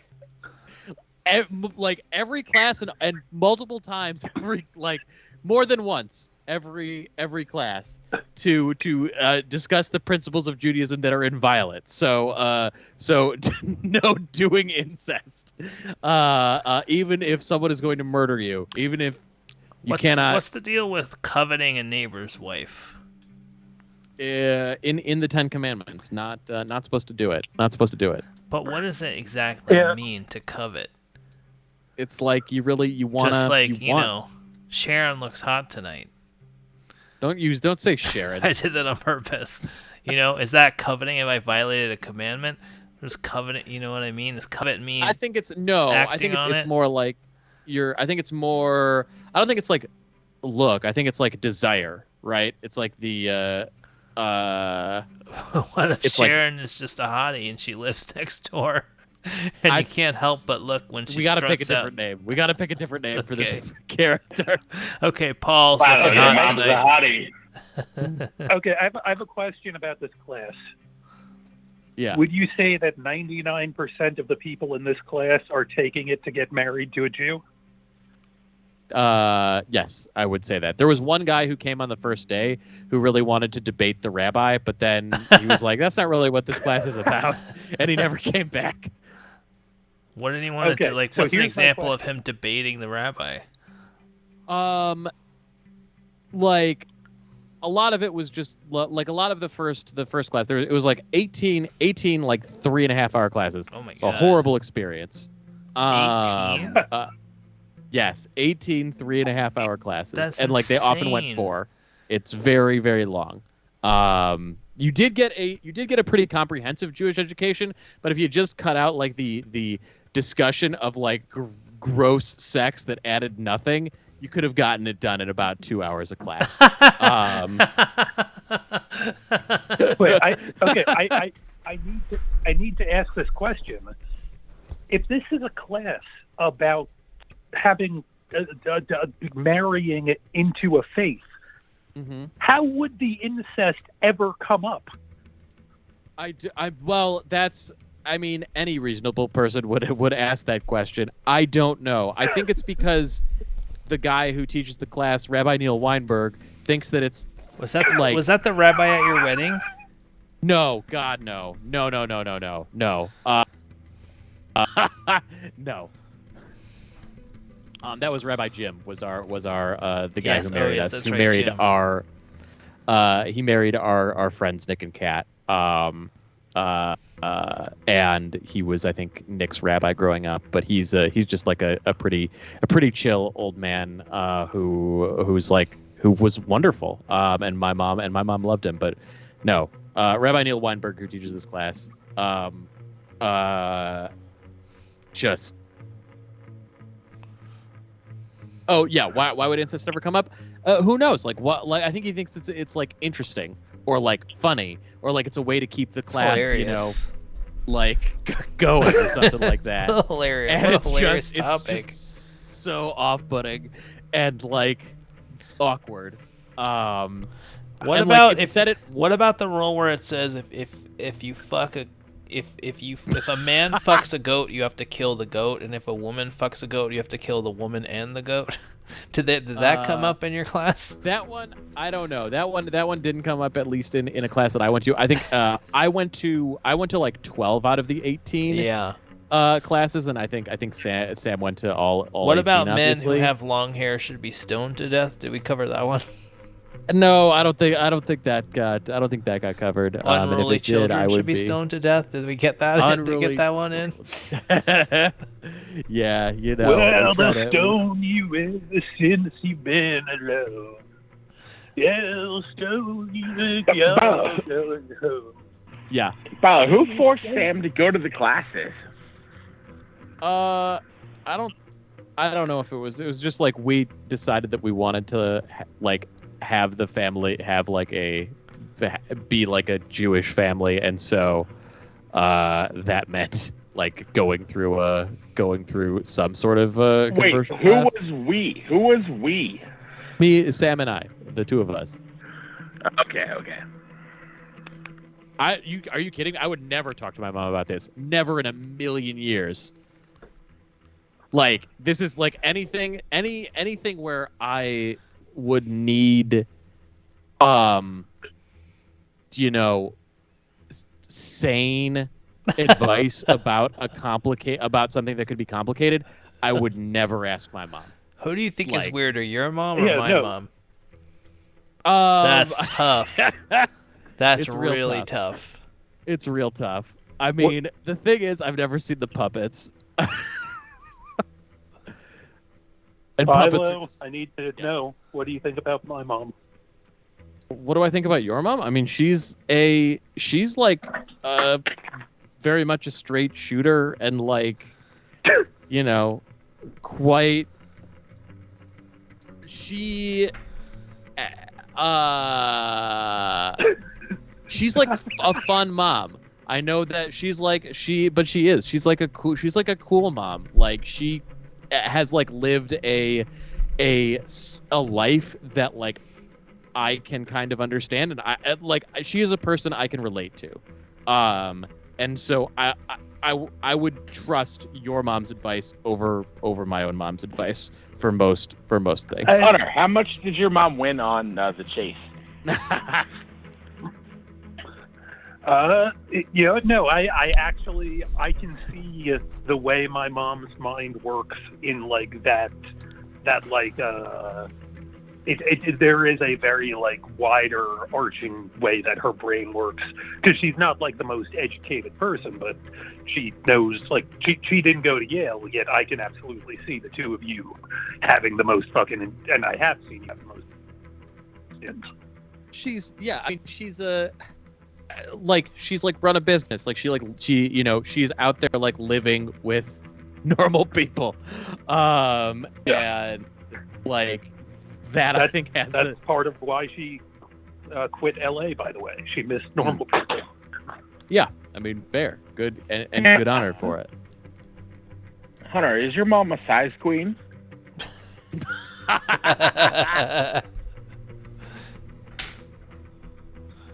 Milo? I don't know. I don't know what her.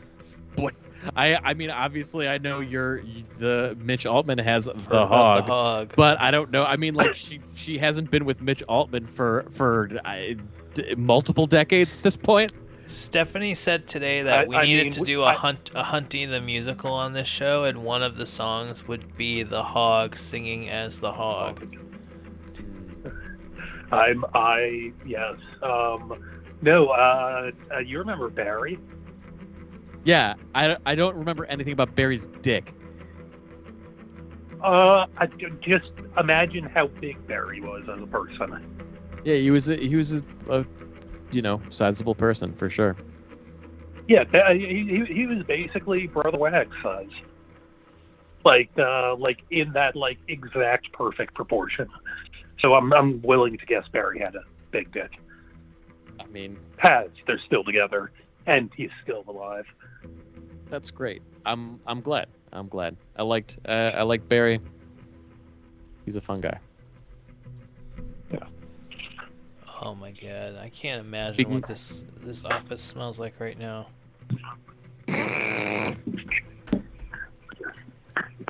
Wait, I thought we were gonna get a special guest. Who's the special guest? What? Who said we were getting a special guest? When I was in my car, you said it was Deb Jones. Oh. I was hoping Reggie. Deb but, Jones texted me. No, they're asleep. Thank God. Hopefully they're asleep. I haven't gotten any texts. Also, Mother of Goblin has not commented, so I assume she left her laptop open and fell asleep, which means they're probably sleeping. That's good. Oh, I told you, I think, in last week's show that I ran into David Rabinowitz, who does say that it's not him leaving the laptop open. He is watching and enjoying. Love David. David's amazing. Obviously, right now I don't think he's watching. Tied for my first favorite David that watches Dark Matters. Of course, we also have random caller David. We do. David. What's up? David, the random Dark Matters caller, is leading quite a life. I think the last call that we had where David talked about he's like trying to get into a PhD program his goal is to get into a PhD program to like work on psychedelic drugs. Yeah, I remember that. I was like, wow, there's more to. You think that it's just like David. I had assumed David was just like a random gamer stoner, but what a bad assumption. So much depth to David. A lot of depth. I think David also, did he say he lived in the South? Also? I think so, yeah. So I think he lived not too far. I mean, like from Chest Devil. Yeah.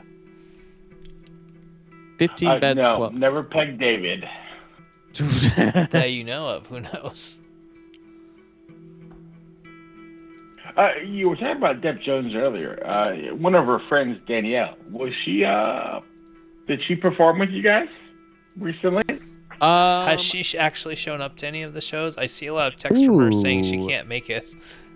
I'm trying to remember. She wasn't at the last show. That was just me, Scarston, Andrew, Friedman, and Cassie. And then the show before that was me, Andrew, Tema, and Cassie. And no Scarston. I mean, if it's just like 4 of you guys on stage and nobody in the audience, maybe I don't need to worry about COVID. Maybe I can just do the shows.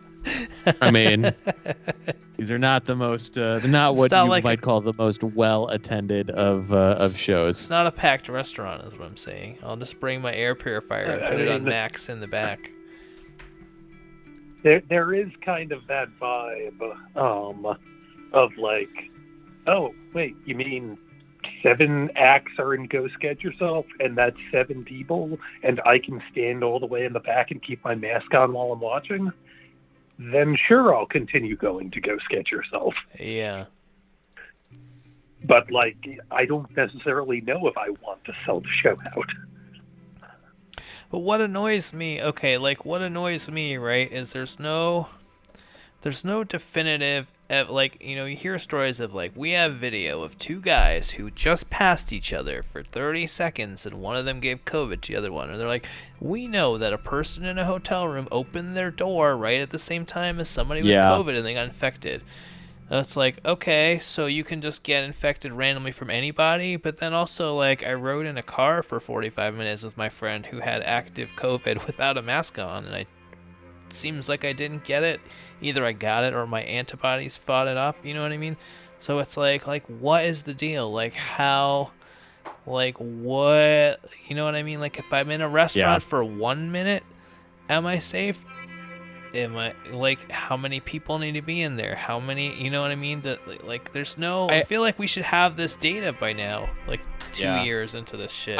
I also thought, as a potential show topic, like, trying to pick the right leading indicator, because, like, the COVID cases in LA, like, the case positivity rate is, like, double or triple from last week, and it's but it's still like the number of 1% it's like, or something. No, now it's like 2.5%. Oh, okay. And, like, I've been taking the city bus to work. From Silver Lake to Santa Monica. Wow. And, perfect timing. And now I'm like, I don't know. Do I want to take it? Like, do I want to take it next week? Like, I took it this week. It seems like everything is okay. Do I want to go? But, like, do I go next week when, the case positivity or, like, the number of cases is, like, doubled and case positivity rate is that much higher? And, like, do I just, like, whatever? I have a car. I can drive. Yeah. I don't know. Like, I'm in this office, right? It's like a floor of an office. Yeah. In Burbank, right? And I would say there's probably like 25 to. It's a very large floor, and there's only like 3 or 4 people working on my section of the hall, and they're all on my show. But, like, on the floor of my office, there's like 20 unmasked people who are, like, mostly in their office, you know what I mean? Yeah. And I assume they work in Hollywood, probably getting some degree of COVID testing, but not very frequently. So it's like, I have no idea. And I'm walking around with my mask on everywhere, and, like, 90% of the people don't have one on. And I'm like, am I a fool or not? I have no idea. So I'm just going to keep it on, right? Because I have stitches in my chest right now. Yeah. I have to get them taken out on Wednesday. So I have to lock myself in my apartment until Wednesday. Otherwise, I will have stitches in my chest for, 7 more days. Right. Yeah. I don't know if I'm being overcautious or if I don't want to get an infection. Yeah. No, I think that makes sense, because you don't want to not be able to go to the doctor, right? Yeah. It comes down to this. Like, viruses evolve and mutate into whatever they can do to survive. It's at this point now where it's not going to really kill us that we're talking with each other. we were worried about it, but maybe just get it and get it over with. Well, but I it could think kill maybe- my. It could, it could fuck up my kids though. Yes. But Bilo, who has someone called Sam, they don't have kids. Bilo, yeah. I mean, for Bilo, it's different risk probability because Bilo doesn't need lungs for his lifestyle. I mean, neither do I. Let's be honest. We don't really need our lungs. We can go and reduce lung capacity. Yeah, I mean, Yeah. I gave myself lung capacity last Yeah. locking myself in. Oh my I mean, god. Sorry, Hunty. Oh, I was just gonna say it's a weird anecdote, but like going on that first date or two with someone who is a touring musician and being like, all right, let's figure out what our levels of comfort are, because they are and have to be so different. It's like, like I can live this isolated life, although I don't want to. But they're gonna go off to England and play guitar in, a week. Yeah, dude, my dad has an active infection in I his got foot. it. He goes to like 5 doctors. Like, I feel like if my dad gets COVID right now, he will die. But you know what I mean? And he's going to all these fucking. I mean, he wears an N95 mask, so he should be good. Assuming it's like tight on his face, but it's still like, man, he goes to all these doctor's appointments. He was in the hospital. He's not wearing a mask in the hospital. He's been in and out of the hospital. It's like, okay, but I don't know. I'm not saying don't protect yourself. Like when we're up front, we wear a mask now. But like, I'm the most unhealthy of everybody on this call, and I got it. And I'm still alive now. Omni is just Omni. Yeah, I mean, I think that's It's like I always say, chess devil, and I do always say this: chess devil is the exception that proves the rule. I actually have. I have a whatchamacallit outside my front door. A little mat that says that. Yeah. I mean, Stephanie's Fantastic. pregnant. It's really bad for pregnant. Yeah. Pregnant women, it's bad. I don't know. I mean, I'm stretching it out a little more than I was. I'm seeing matinees. I'm going out, but I don't know. I'm treating it like, well, if I'm not seeing older people or people who might be sick, I'm just trying to stay out of everyone's way and live a more expanded life than I had been during the isolation, but doing it as responsibly as I can be. Yeah, So, I mean, you can't stay for me, isolated forever, right? Wait. Like, Wait, just wait. can't. Hold on. I gotta call Hunter out on this. You had someone come up from the Carolinas and live with you in your apartment for like 2-3 weeks. No, I didn't. They came from this was- Mississippi. Oh, my bad. Wrong South. But this was during before Delta, the main pandemic. No, this was during the summer when it had dropped down, and we were treating it safely. Masking went out, safe went inside.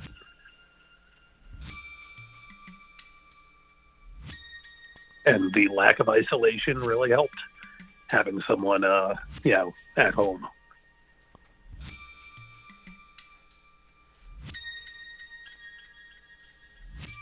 Yeah, Hunter, should we do the psychic dating show with you, Hunter? Would you be into that idea?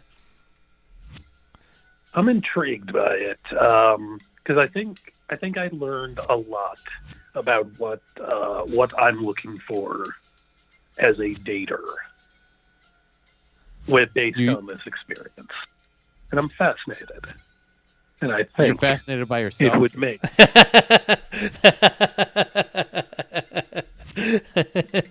Hey, I'm fascinated by Hunty. I am too. I am. This is a. Why is that Well, tiny not hat that necessarily. people wear at horse races called a fascinator?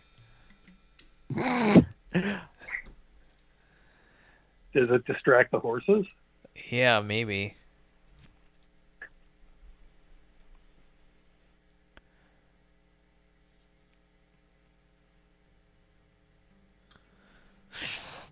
Bilo, how much would I have to pay you to wear that Marjorie Taylor Greene shirt to work? Oh my God.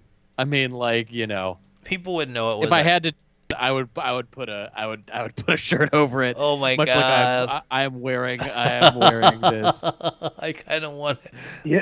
Anaheim a great place to see your dad's dick shirt. Also, with the shirt over it, and nobody can really tell. $22.99. Marjorie's feels like a great name for like a store that you don't realize is for Marjorie Taylor Greene. Yeah, Marjorie's sounds like a it looks a wholesome like family diner. It does. Yeah. Filled with red. And there's like a map. Instead of a map of celebrity, it's a map of celebrities' homes, but it's a map of celebrities' pedophile sex dungeons. It's just the map that you showed earlier. Yeah. Except they just replaced it with photos of famous people. Why do they all say Marlon Brando?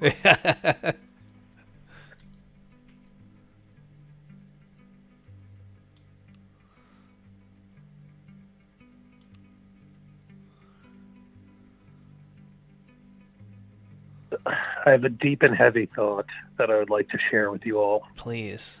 At 12:42 a.m. This is Dark Matters. After Get the it Matters. out there. This is Dark Matters. I think my new favorite cookie, based on consistency and flavor, and not based on its name, is the Nutter Butter. Nutter Butter. Okay, That's not, deep. To me, we're getting deep here now. This is the kind of deep conversation that I was longing for. To me, that's not really a cookie. The Nutter Butter is like a cookie sandwich. It's true. Frankie flavor so song. you wouldn't call an Oreo a cookie? Hey, what? Wouldn't call an Oreo a cookie. Yeah. I guess I would call an Oreo cookie. Frankie. Oh, you said play the song. Yeah. It is 12:42. Oh no. Where is it? I just searched for it. Bilo hasn't. Bilo, the Montreal-based electronic musician who has 2 monthly listeners, of which definitely are me and Michael Bilo, the 2 monthly listeners. I mean, I'm rocking out to Bilo. What? Oh, you can't hear it, I don't think. I'm playing the music. Oh, there we go. I hear it now. What the fuck happened tonight?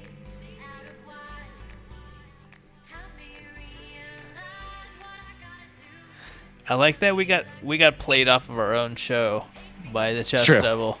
But he's not wrong. He's not wrong. Chess Devil, we'll find you a place to stay out here. We'll make it happen. Yeah, when are you coming out, Chess Devil? August at the latest. Yeah. Oh yeah, we got you. Yeah, we'll talk. We got you, homie. All right. What are we gonna do next week? I don't know. We have the debate. You know, soon. Wait. Yeah. Are we gonna do the? Should we do the debate live on stage, or should we should do it live on stage, but we need to get James Hanink live on stage for the debate. Oh! It's Roy Green. Joe Pine. Oh. Joe Pine. Joe Pine. We have to get him. He says he lives in Inglewood. We have to get him. All All right, Lila will email his girlfriend. Lila will email him. Yeah, there's some great ones too. There's some great ones that are like real cranks and live in LA. Oh yeah. Oh, I'm so excited. This is exciting. Getting back to our roots. When will Shuby? Shuby really should be the debate moderator. Yes. But, I feel anyway. We've reached the end of the we can keep letting the song play. What happens if we let it play? I don't know. Shuby won't we've respond never to our gone emails, that far. but he was on. Oh, she changed her name. I forgot her new name. Formerly Katie Doll's podcast. Shuby was on. Oh, really? Yes. Oh yeah. It's like she's very similar she's name. Very I don't want to say. I don't want to say the wrong name. So I feel like you should come back on our show. Yeah. I bet. I feel like, Wow,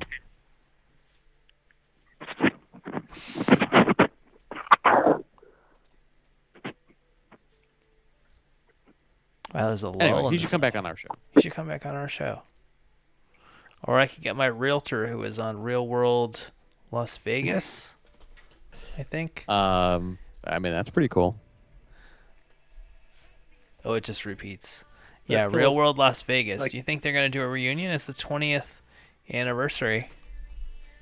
Of the Real World Las Vegas? Yes. No, I don't think that's an important enough cultural moment. Nope. Plus, nope. the only Sorry. I agree with you because they are doing all. No, I apologize, Bob. They're doing all of them. So like the newest one just came out was the Seattle one. This they've done 5 seasons of. Yeah, that's happening. Trust me. It'll happen. Oh my god, amazing. Yeah, hopefully we'll see. I think you two should just be the Property Brothers. Oh my god, we should be the new Property Brothers. Yes, we're the new Prop Brothers. We are. Good night.